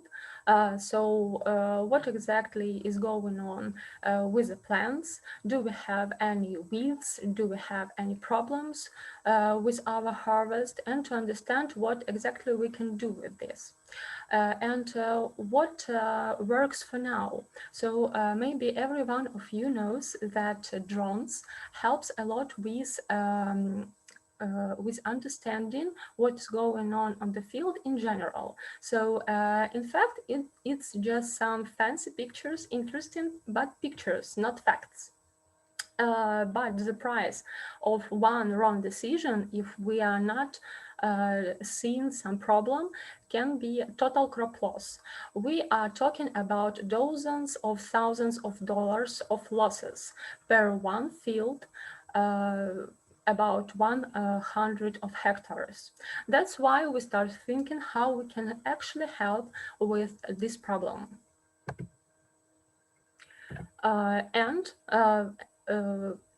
The price of the question about wheat damage in one of our target markets in United States is about 10 billions annually. So it's I think this is a huge number. What to do with this? The solution is a business intelligence web platform to manage risks and increase yields. We actually use machine learning to help to understand the current situation on the field. What number of emerged plants do we have? What the situation with the weeds do we actually have? And try to help agribusiness to plan operations, necessary operations that can help to save the harvest that they have. Our specialties is proprietary neural networks for plant counting and weed detection, and data collection optimization algorithm. It's very important because it takes a lot of time to perform one flight per one field. We have traction. We performed 2 pilot projects at 2019 to validate our technology, and 5 lawyers at 2020. Also, to form the value of the product, we perform about 1,000 of interviews with agribusiness and stakeholders of this industry. Our market is pretty huge, and we are proud to start our work at Ukraine as one of the biggest markets and one of the markets with the biggest land sizes. Business model that we have is we provide model pay as you go and option to actually download a drone imagery at a private cabinet, and with some time understand and get the information about current state of the field. So what works for this market? Works good agri exhibitions, which is about 30 plus per year only in Ukraine. So we are oriented at it, and also partnerships with consulting agencies. We have competitors, actually, and it's good because the market is growing right now. It's Israel company Tyrannis and Hummingbird, but Hummingbird don't have any information, any options to optimize time for data collection from the field. And both we are providing business intelligence approach to our system, so I will provide more clear information to the customers. We have mixed team from tech guys, industry representatives, and managers, and it helps us to win the 2nd place at German Acteur Pitch Award at the largest exhibition in German, Agrotechnica 2019, I'm sorry. And so this is a slide that I personally like the most. We're creating new industry standard. And if I have some more time, I would like to present some highlights of the demo video and to mention that our solution can help to reduce the usage of the herbicides and make our food more clear. So let's see. This is how we teach our network to understand where exactly each plant is placed. So we are teaching this, and that. So this is a very interesting and complicated process, but to perform it in a more clear way, we are creating a web platform and represent comprehensive results here. So you can see that we can see information about agribusinesses, details about when we perform such flight, and details, so the number of plants, the number of weeds, in a very simple way to understand. So the map that you see, it's about plant population, and we understand that we have some problems in the zones that are red. In the finals, I can say, I'm sorry, so I get back to the presentation. So as a final, I want to say that we are creating again new industry standard, and we'll be very pleased for any help, especially with funding. So now we're looking for the sum about $200,000 to scale our technology to use it in commercial sizes, because itself technology is complicated, and also we need some time just to enhance it and launch it also in the next year and go to other markets. And I hope that I'm in time and ready for any questions. Thank you. Thank you very much. Thank you. Yes, you are right in time. So the first question goes to Dmitry and Valerie.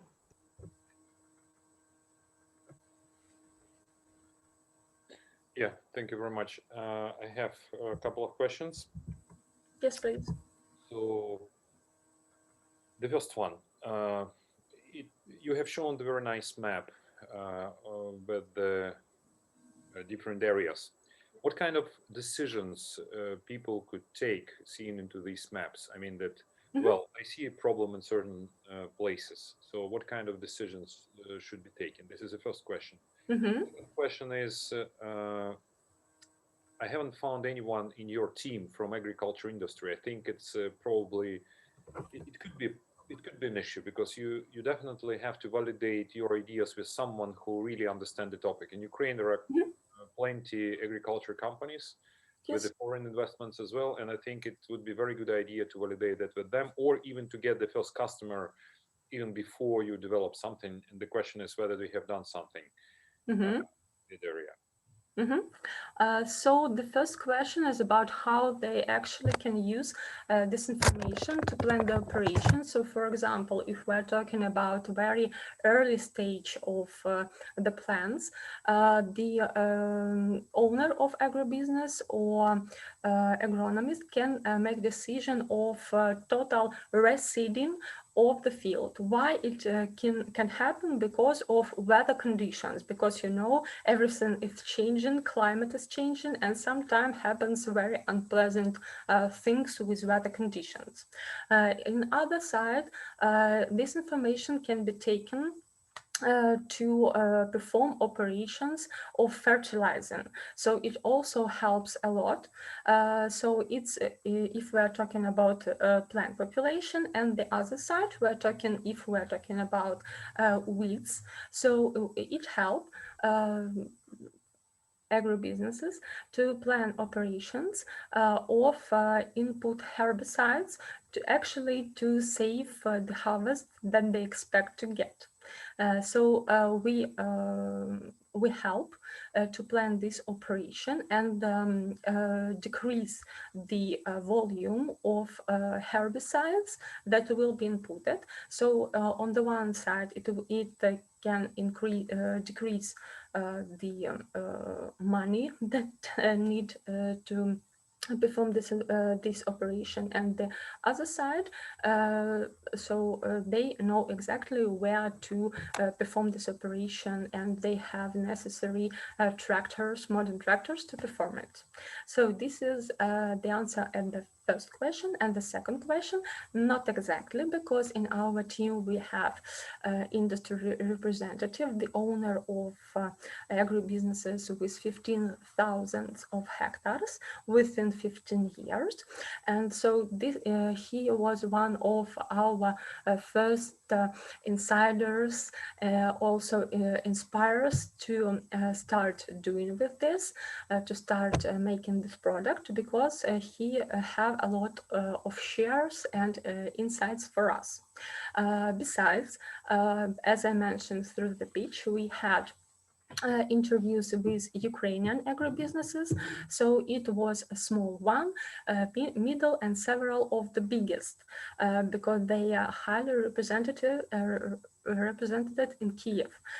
So I cannot share the information due to NDA, so the one information that I want to share, but we actually talk with biggest agri companies and plan our partnership. So thank you for the comments. We will add more. We will try to add more representatives to our team, but now we are actually getting information from the agribusiness itself, not only in Ukraine. Thank you. Thank you. The next question goes to Konrad Vishmulik. Hi, thank you for your presentation. I think I could use some more explanation regarding your business model, how it works. Who's the owner of the drone? What sort of service are you providing? Is that only SAS, or is it the drone renting as well? And also regarding that, you've had some pilots going on, right? And I was wondering how often, because there's this phrase that once per event you charge for a drone, I presume. So how often does an owner of land need to rent out the drone in order to get, like viable results with your solution? Thank you for your questions, Konrad. So the first one, we are providing actually the processing of the information that gathered by drones.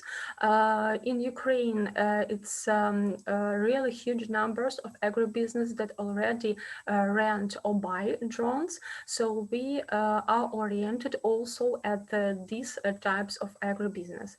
But we also conducting to look for the next type of business model, maybe to provide also drone services, so drone flights itself. But we decided to start with something simpler, so just to process information that already gathered by agribusinesses. So it can help to demonstrate the outcome of the technology in a very short time for agribusiness, and it's very, very, very interesting for them to understand that it's not only fancy technology, but it also can help to make decisions, actual decisions to save the money. So about the pilots, yes, we performed 2 pilots, and if we are talking about most common crops, it's corn, it's sunflower, etc.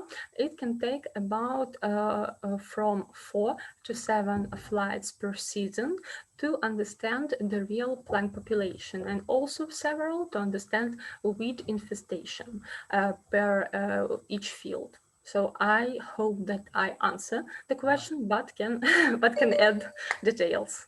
Yeah, thank you. Thank you so much. And the last question, please be quick because we have only 30 seconds. Yuri, would you please ask your question? Hello, Yuri. Hi, guys. Thank you. Thank you for your presentation. My question is, I actually have 2 questions. First of all, are you able to gather, store, and analyze the information from your drones, from multiple fields, from multiple customers? Not sure what you're talking about exactly. So we are storing information for every specific client. Do you consider in the future the possibility of gathering and analyzing the information from multiple clients as a different type of product or a different type of services for third parties? Mm-hmm. So yes, we, if I understand the question properly, so we can add the information from third-party services about weather, about maybe some soil features, soil characteristics, and just to maybe to measure two maps, for example, with soil temperature or soil humidity to help understand some trends, the reason of trends within the field, because it's very important to understand what exactly is going on, because very easy question of the relief can influence a lot at the harvest that we'll get from a specific field. So yes, we plan to combine additional data sources to help agribusiness get more insights. Do you plan to help other businesses that are interested in information about crops and some future results of the industry, I mean agricultural industry, because it influences a lot of different businesses, I mean markets and other suppliers for all these businesses and even stocks? If or when we'll be able to provide unpersonalized, so some general information due to data privacy from every agribusiness. So yes, because we think about cooperation with several stakeholders, so also consultancy agencies. So yes, in the future, yes, but now we are focusing at agribusiness because we can perform that this very short outcome and value to understand why they have to pay for our services. Thank you, Katya. Thank you very much. Okay, I'm glad to hear that. Oh, thank you, Yuri. Okay, thank you very much for the pitch, and thank you very much, Yuri, for your questions. Please go on and put your marks to the table. It's very vital for us right now. And we are moving forward. There are two teams left. The next one is going to be Impulsar in a couple of seconds.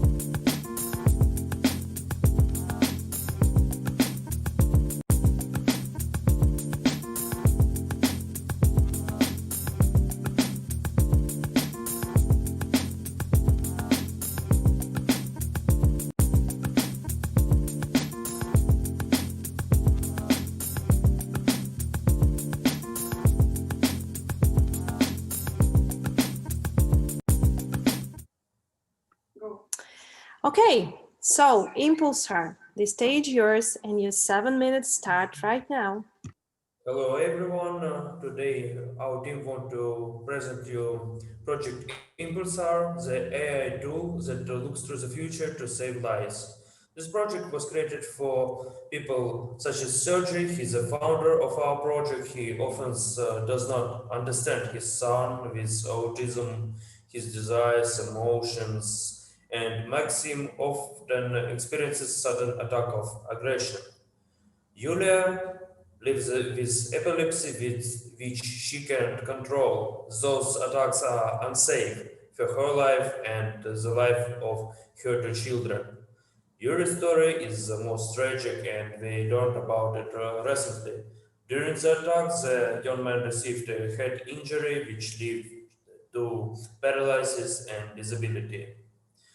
If you look to the bigger picture, every 100 person in the world with APIP status, more than 500,000 people die every year in the world, and among children, more than 0.9 million dies.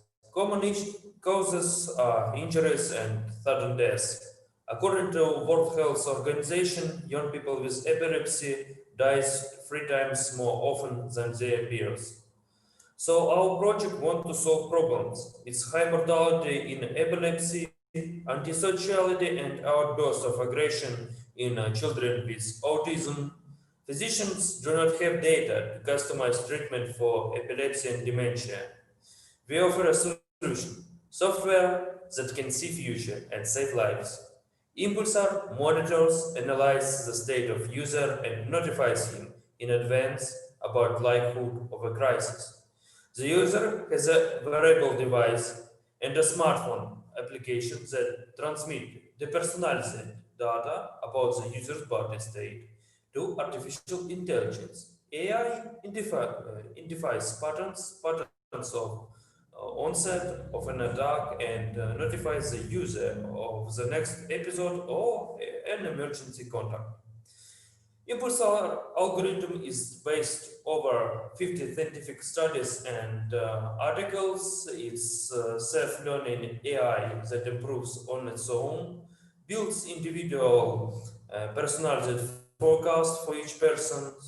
So our algorithm can help in such ways as control and influence on the state of the body, identification of emotional outbursts and causative agents of aggression, analysis of effectiveness of prescribing therapy, and obtaining data for early diagnosis. Also, its economic value, such as reduced cost and burden on doctors and reducing cost of insurance payments. Our main audience is adults with epilepsy or mixed type and their relatives, medical workers and institutions, and of course indirect audience, such people with early or moderate dementia. Let's see the global market. It's 120 million people with epilepsy, dementia, and autism in total. The leaders among countries with high level of health care and number of people with epilepsy are Germany, United Kingdom, and France. Market by 2022, the mental health software market will reach $2 billion with average annual growth rate of 14.8%. Our main competitor is Embrace, but it has its own disadvantages such as high price, its work only with one generalized type of epilepsy and only with their devices. There is no support in most European countries. In other hand, our advantages is we warn in advance about likelihood of a crisis in a period from 15 minutes up to 7 days. Its competitive price, convenience of use, continuous updating and improving quality of data analysis, integration with e-health, access to medical big data. So our business model is next. The project plans to enter the European and Ukrainian markets by monetization by subscription to updates and RIPS plan. In Ukraine, there will be testing, revision, and implementation of a product at a social price. Distribution channels, private clinics, insurance companies, online sales. charitable foundations, governmental programs, distribution. We expect profit for 2023 is more than $1.2 million. Right now we have a demo version. The fitness tracker collects data from ECG, heart rate, accelerometer, and phone metrics. We receive noisy signals, but thanks to filters and neural network, we can already detect changes in physical and emotional state. The project was created in 2018. During this time, we have developed an AI algorithm, gathered a group of volunteers for beta testing, received 2 grants, and participated in acceleration programs. Our goal is completion and testing of MVP with volunteers. P.AID. The project received its own investment in amount more than $50,000, and the investment required to complete MVP is another $50,000. For grant from IT Eureka, we want to develop a mobile application for testing a demo version of AI algorithm with group of volunteers. Here you can see our team, and I thank you for your attention. Your questions, please.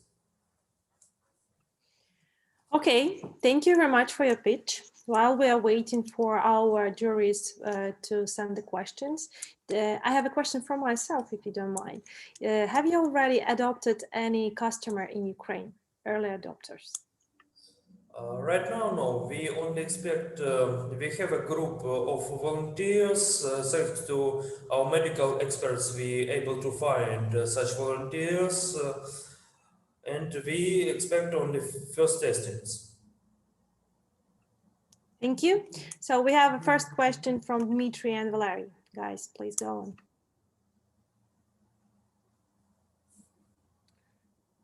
Thank you for the presentation. It's obviously would be very interesting to hear probably a little bit about the algorithm, because this is in a nutshell the main thing about that idea and technology. And the more concrete question, more clear question is, what kind of variable devices do you use to get the data, and what kind of data do you get from these variable devices to use in your algorithm? First of all 3 seizures such as epilepsy, dementia, and autism, they have common data from the body. So we gathered the information. We planning to do this from the any wearable devices, such as, for example, Mi brand bracelets or another bracelets which will have required sensors and sensors from mobile device. Also, we will get a device which will be developed by ourselves. It will be more accurate with data, so it can help the most. The research of algorithm is based on international program Epilepsy Foundations, and the main idea is before the seizure, before the crisis, there is same body statement such as heart rate, electrocardiogram, epidermal activity, temperature. So we will our device will be teach itself. It will be learning in process for each for each user personally. So at the start, it won't be able to tell anything. It will only gather information. Then the device will see when the crisis starts, when people suffer, and in future they can predict. For example, you have some heart rate, you have epidermal activity and other data on some point, and in let's say 3 days, the seizure happens.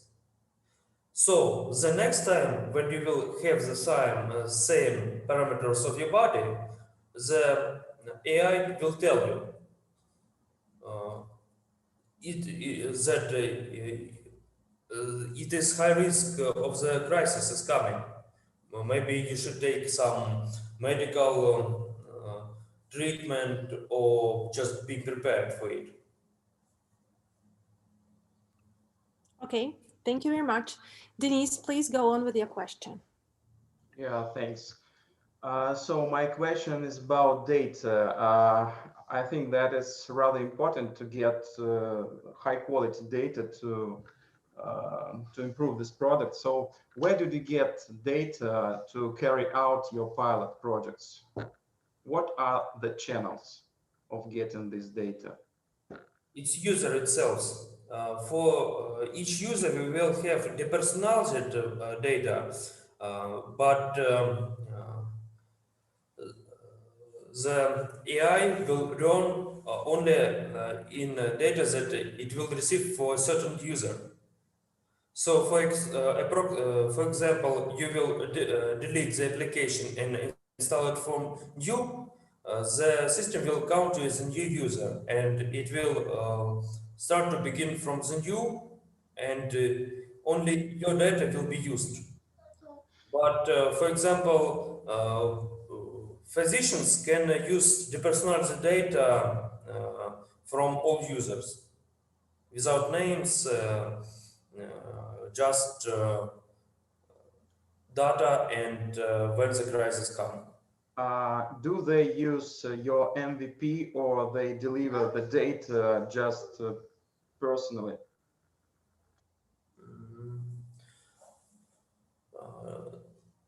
No, MVP it's only with volunteers. We want to test how prototype works, how it will be comfortable for users to use it, how accurate it will be, how it learn itself, first of all. Because right now we have a device that receives all necessary data, but we must ensure that, like you said, it must be accurate, and we must make sure that it will be accurate, actually. Okay, thank you. Thank you. And the last question goes to Bartolomew Domkovsky. Yes. Let me better understand. You haven't trained your algorithm yet, yes? Yeah, yes, we don't have any, let's just say, practical use. We just tested it, the idea, and it's in development stage. So we need to have a ground to develop a software and see it in practice. Okay, so what is the basis of your prediction that it will be working? As I said previously, there is an international organization, it's Epilepsy Foundation. They already do some research, and we based on their research. Mm-hmm. And the question from the other perspective, you said that you plan B2B sales. Have you contacted with potential business partners like clinics, and what was their feedback?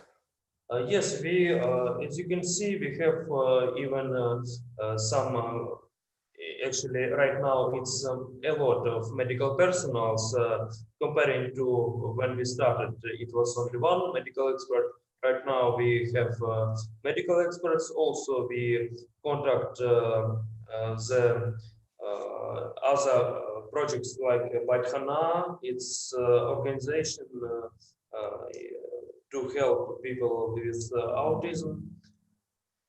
So yes, we talked about B2B, and actually medical experts from clinics, they will help us to get volunteers. Okay, thank you. Thank you, Impulsar. Thank you very much for your pitching today. And I think that in a couple of minutes or seconds, I guess, we're gonna hear our final pitch for today, and it goes to Elomia in a couple of seconds.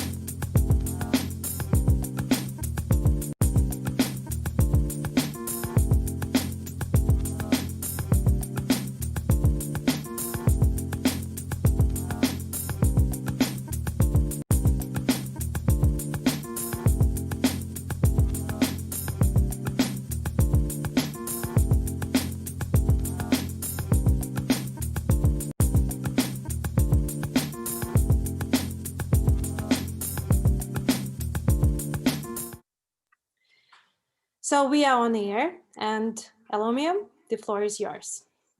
Hi, my name is Taras Pogrebnyak. One rainy day, my friend Julia wrote to me that she is worried about her boyfriend and has no one to talk about it. This issue inspired me to create Elomia, a virtual psychologist.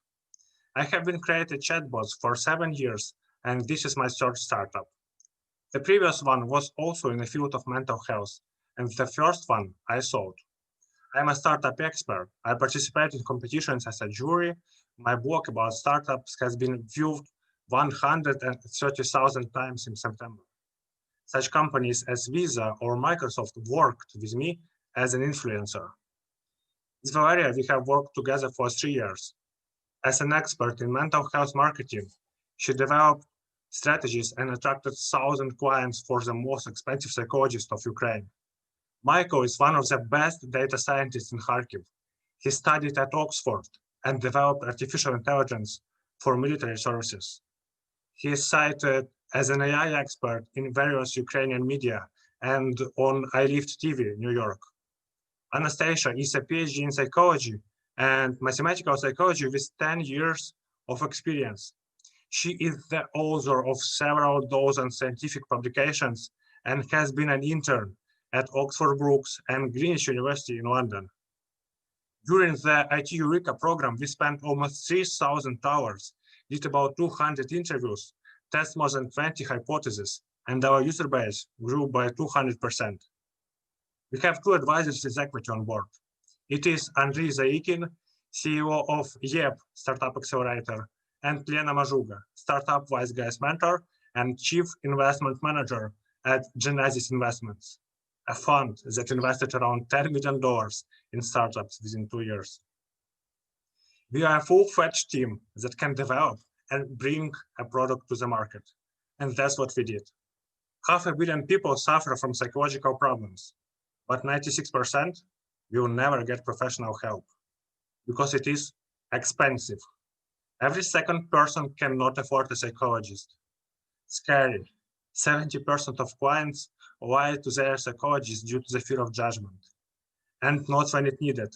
A schedule-based help can't address a sudden panic attack, anxiety, or insomnia. And Julia is one of them. She wants to get help, but she's ashamed and can't afford to pay $90 per hour. That's why she uses Elomia. It's an artificial intelligence that replaces a psychologist. It acts like a psychologist would act and does everything a skilled psychologist can do. Conversation with Elomia feels very natural and looks like a conversation with a real friend that supports you. There are no prepared scenarios, so Julia can discuss everything she wants. Elomia helps thousands of people with more than 30 types of different issues. It helps to fight anxiety, sadness, and loneliness, understand yourself, stay calm, happy, and motivated.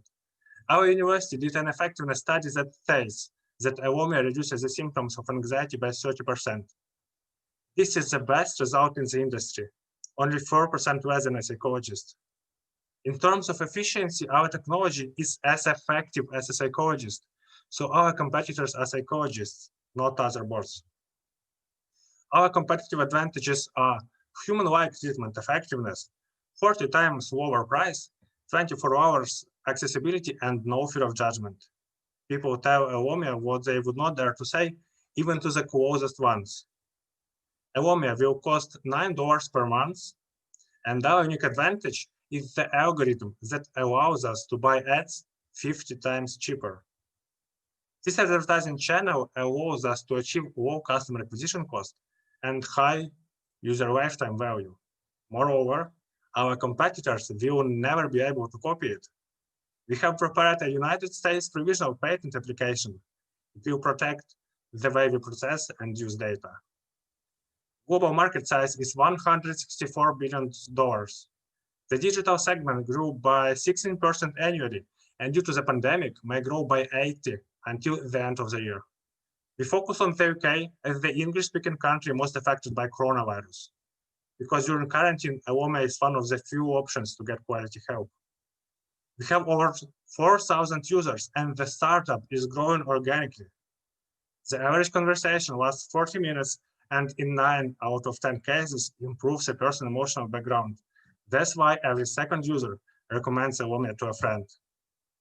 Compared to other applications, we have average or superior metrics. The average user talks to Elomia for 7 hours, 7 times the industry average. By April, we will expand the dataset and develop our own application. This will allow us to get traction and attract the next round of investment to enter the B2B segment. We have already raised $35,000 in grants, and another $4,000 from IT Eureka will allow us to run more A/B tests at the same time to achieve our goal 2 months earlier. Money does not cover our salary, as we are sure. We will have much more in a year. We will change the status quo on the mental health market because psychologists are not perfect, and artificial intelligence can be that way. Elomia participates in the NVIDIA Inception program for cutting-edge AI startups. So, we are a team of recognized experts with experience in the mental health market. Our artificial intelligence is as effective as a psychologist. We have an unfair advantage and provisional patent application. We operate on a 164 billion market, and it's a great timing because of quarantine. Thank you for your attention. Thank you very much. And if you're ready with the questions, I would like to give a floor to Ivan Petrenko. Yes, thank you. Thank you for the presentation. Sorry, the background noise. I'm out on the street because of the bad internet. So could you please tell me who's going to carry the responsibility for the possible harm that the AI can bring to people? Have you thought about that? What are the consequences and the results? Thank you. Yes. So first of all, obviously, there is a risk when working in this field, and we have done a couple of things to mitigate it. First of all, as it says on the slide, give me a split second. I will locate it here. One of our advisors is Lena from Genesis, and they have a lot of experience actually launching different mental health apps on the European and other Western markets. And they have a very developed legal team, and we have worked with them extensively to make sure that all bases are covered. And one of the things that we came up with, one of the biggest things, is that we don't actually market ourselves as one's psychologist or a psychotherapist. We market ourselves as your friend, your AI friend, and we give you friendly advice. We try to counsel you as a friend would, but as while being a friend, we obviously don't care the responsibility of a psychologist. Is that answer satisfactory? Ivan?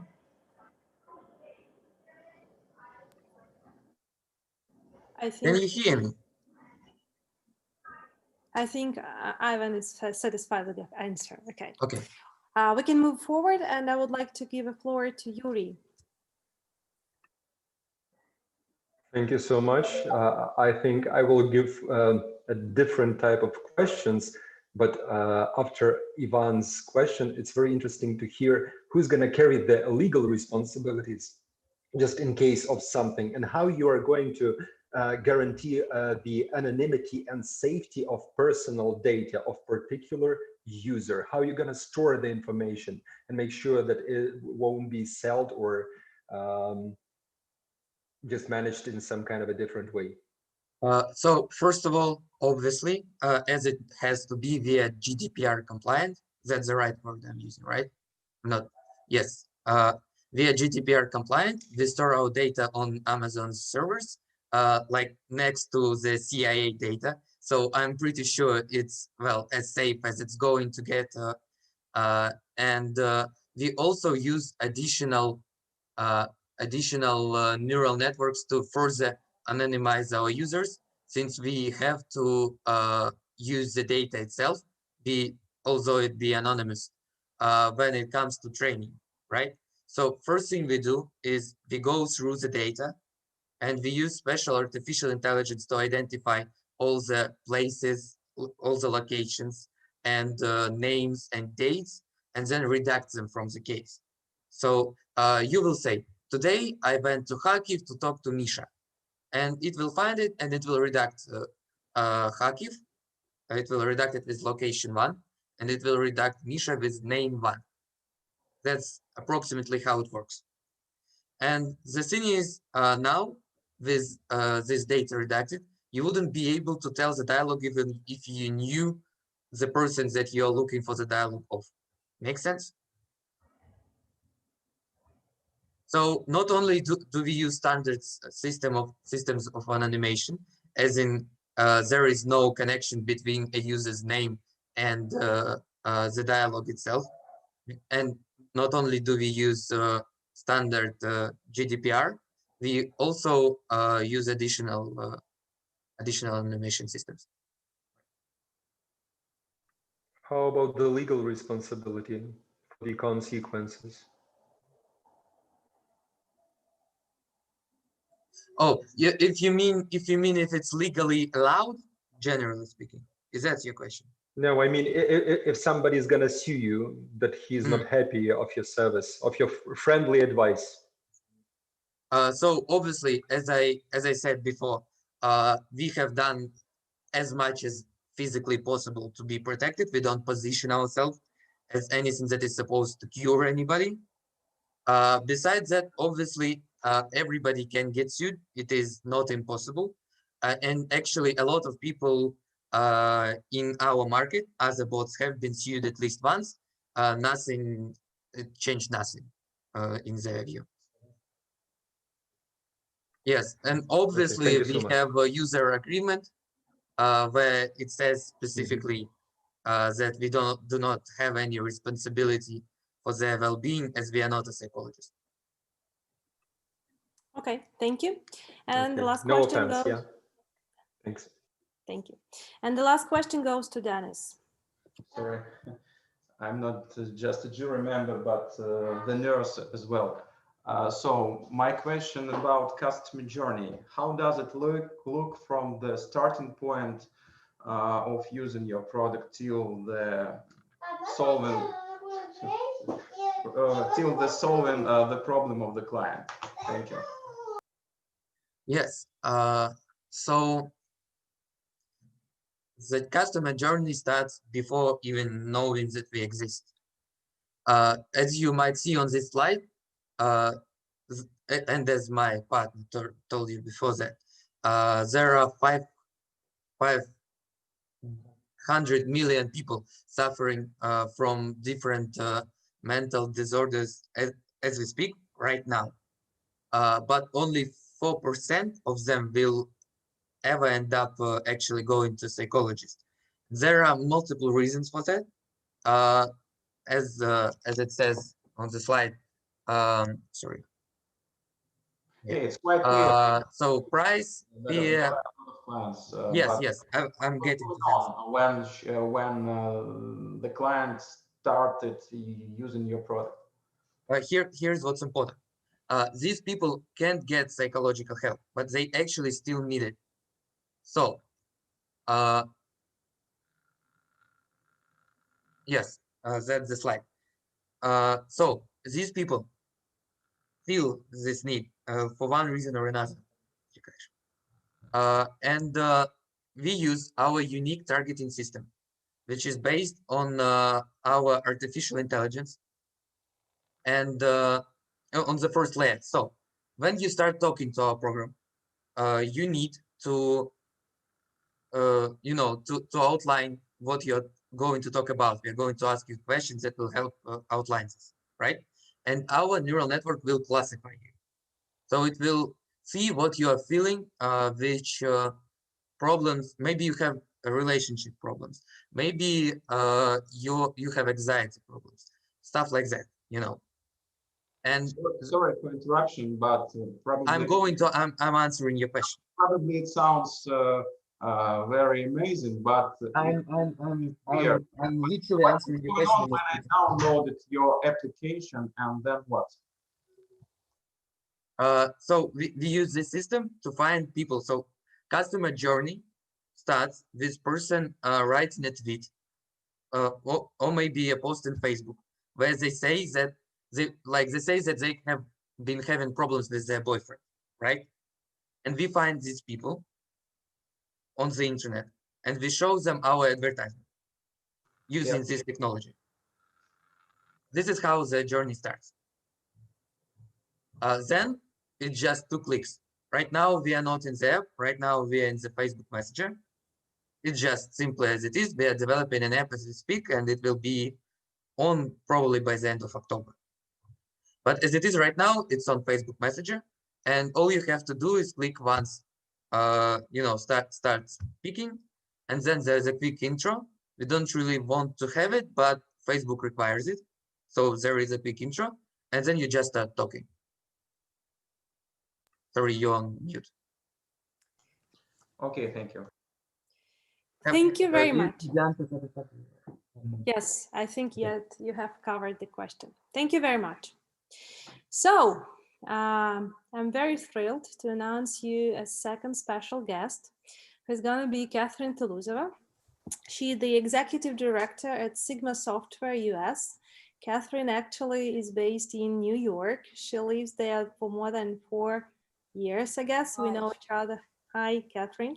Hi. Katherine has been working with startup community for more than 10 years in the US.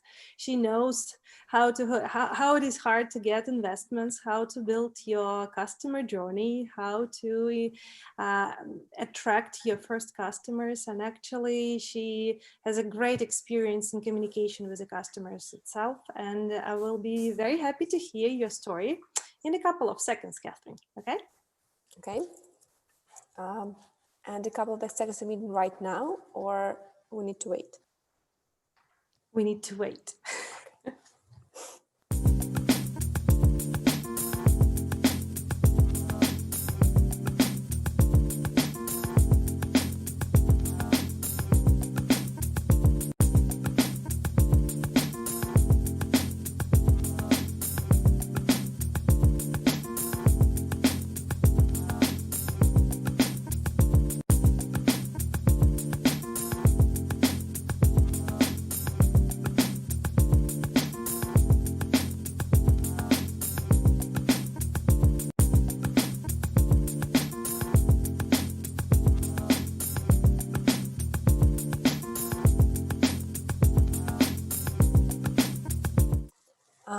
Okay, Katherine, I'm looking forward to your speech. Go on. Thank you so much, Veronica. Hello, everyone. Thank you so much for having me on this event. I'm honored to talk to you tonight. And actually, I've been inspired by, by startups, by businesses that, participated in this competition. It's really amazing, and I was amazed by ideas, by perseverance, by execution, by progress. So I really feel that each and every of these participants has a successful road ahead of them. So again, thank you so much for having me tonight. A couple of words about my background. During my work at Sigma, I've been lucky to work with dozens of startups. Some of them were extremely successful and been acquired or built self-sustainable businesses. Some has received massive fundings and are on their road to success. Some of them, unfortunately, were not successful and, ceased to exist. So I feel that I'm in a unique position to know what might work or not work for a new business. And I wanted to share this experience with you. And when I first has been asked to talk on this event, I put together a list of advices that I usually give to new businesses. And when I put together this list, I realized that actually some of these advices are contradictory. And I decided this is an interesting thing to take a look not into advices, but rather pairs of advices that contradict each other, because essentially it's up to you to decide what will work for your business. No one will ever be able to give you advice that will work for everyone. So it's your job to decide where on this spectrum you need to land. So let's go. So my first pair of advices is that you need to plan very far ahead while being focused on the next step. And what I mean that quite a lot of startups do not think where they're going to be in a year, in 3 years, in 5 years. They do not know what their market is going to be, what their total addressable market is, how their customer will look like now or in 5 years, what their team will look like, what kind of people are they going to have, what kind of expenses they might have in 5 years. One of my favorite examples here that we've been working with a startup for years, and guys tried to be software as a service solution. So essentially their model was to have dozens, thousands of customers who would pay, maybe, $10 a month. And because there's a lot of customers, they will be successful. And the problem with that is that the whole idea behind their platform was rather complicated, and people needed certain knowledge base to be able to use it. And essentially, they always spent more time in educating their customers than receiving money from those customers. And at some point, they decided that enough is enough, and they started to focus only on huge enterprises. And they built in their model that for each customer, they will have a separate person who will always advise them how to use their product. And now they are very successful. They have a lot of huge customers who are paying, literally $1 million per year, and it works. But it, took them several years and a lot of effort spent to get there. A lot of effort that could have been spared. One other, thing that I just wanted to mention, like from the conversation we just had, is that sometimes you know that you're going to be sued. You know that in your business it's very likely. So there are things that you need to account for. You need to understand that in 5 years you're going to be sued 3 times, most likely, and you need to calculate what's going to be legal fees. Maybe you need to consider having legal insurance, or just know that you in your customer cost, you already have something for for future legal expenses. And that's something you need to think about very early in your business. On the other hand, if you always think things very far ahead, you're going to end up building a huge product, not lean product, something that might not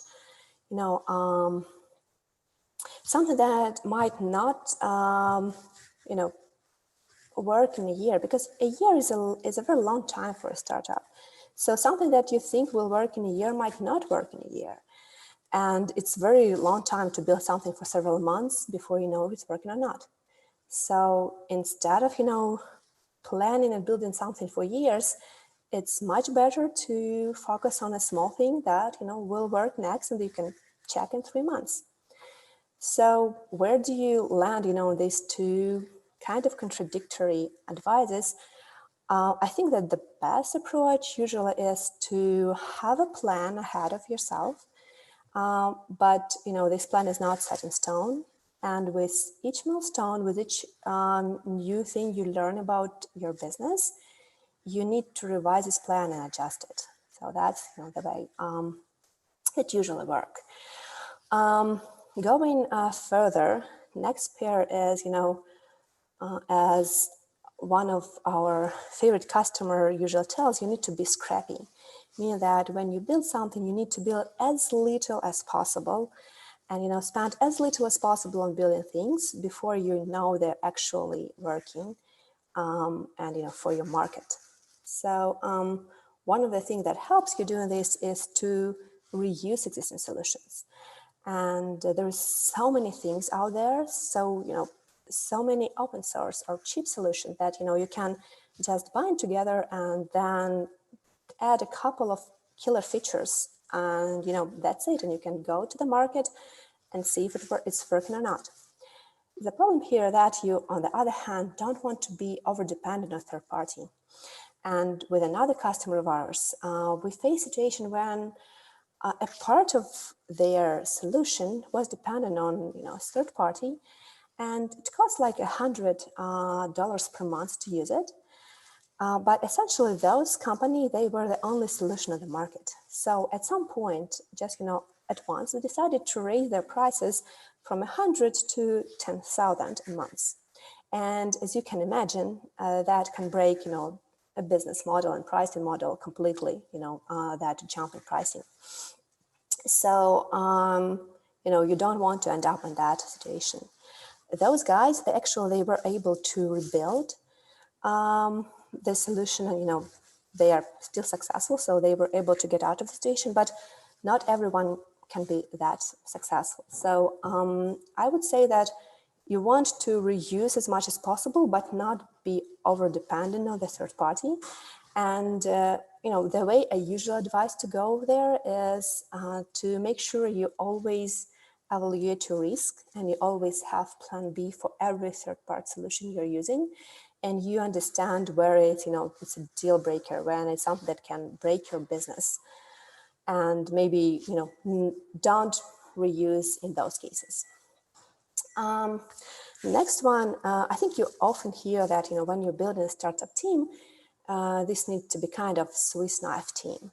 You again want to be very efficient in your cost, so you cannot have one person for each role. You'd rather have someone who can be a product designer and QA, and maybe someone who can pitch your product at the same time, rather than have 3 people for each of these roles. On the other hand, if you're trying to build something unique, you might want to have people with unique knowledge. And people with unique knowledge tend to be expert only, in their field. So, there's different approaches to that. One is to have, both, to have some balance. Another one, which I definitely saw, being very successful, is, partnering up with a company that can provide you with a variety of services, like Sigma, who can help you with anything which is not unique, maybe, while having, most unique knowledge keepers in-house. That's something that I think work for the most of the startups I've been working with. Next thing is an interesting point. I think everyone knows that when you're building startup, you want to be an expert in this field. Moreover, you want to be, a problem who has experienced the problem, a person that has experienced the problem you're trying to solve firsthand. So it's much better than, you saw a problem, you try to find a solution, none is available, and now you're building a solution. I think the most successful startups have been built, start like that. However, on the other hand, at some point, you cannot be the expert in your product, because when you build something, you start to love it. And when you love something, you cannot be objective. So the trouble I've seen myself, just like a lot of times, is that you're building something, you feel that it's very convenient to use, it's self-explanatory. Then you go and meet with the customers, with end users, and you realize that they are not using it in the way you planned, not at all. You are shocked by the way they're using your system. So at some point, you need to listen to your users more than to your intuition or your understanding of how it needs to work, because you're not an expert, you're not objective anymore. And here you actually have a third option, which is sometimes you don't need to listen to your customers. A good example is like iPhone and what Apple has built, right? So their model that they're building a product and they're building their market and they educate their users that now, their product is the only thing that their market needs. However, I think that, this very disruptive and innovative approach is something that requires a lot of cash and a lot of effort. So maybe it's not, the best approach if it's your first, second, maybe even third startup. So you need to really know what you're doing to take the third approach. So usually, being an expert in what you're doing initially while listening to your customers, once the product is on the market, usually the best approach in my experience. And the last thing is that, you don't want to be attached to what you already built. So you might already have a product. It might be even somewhat successful. And it might be hard to pivot your model, to maybe throw away 2/3 of what you've built to go further.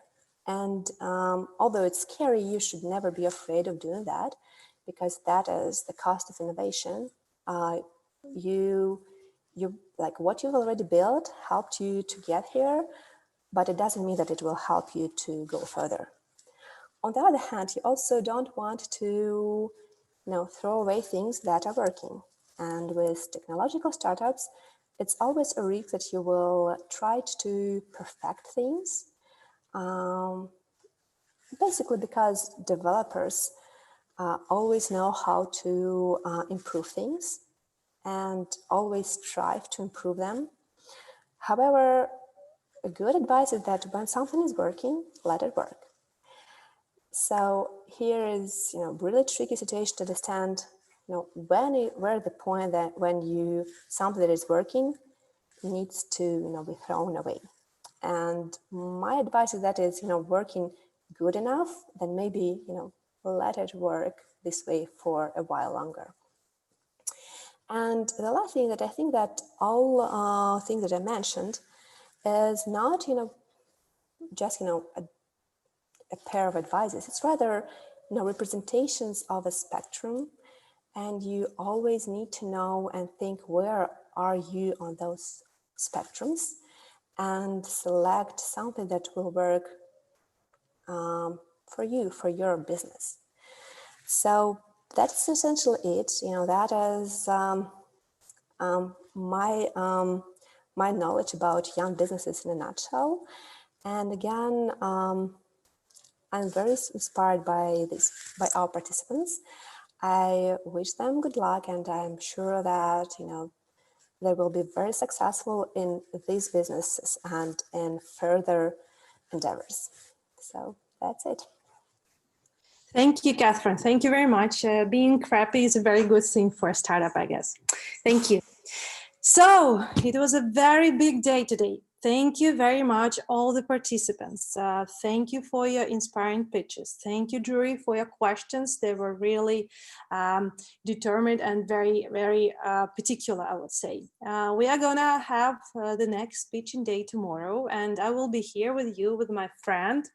And thank you very much from all organizers team to our partners, to Ministry of Science and Education of Ukraine, to Polish Ukrainian Startup Bridge, to Sigma Software Labs, to Digital Agency Come It Up, to Center of Entrepreneurship of Ukrainian Catholic University, to our partner Sigma Software University, for Quarter Partners Investment Fund, and of course for the Ukrainian Startup Fund. We are looking forward to see you tomorrow. Get ready with your questions and get ready with your attention. See you. Take care. Bye-bye.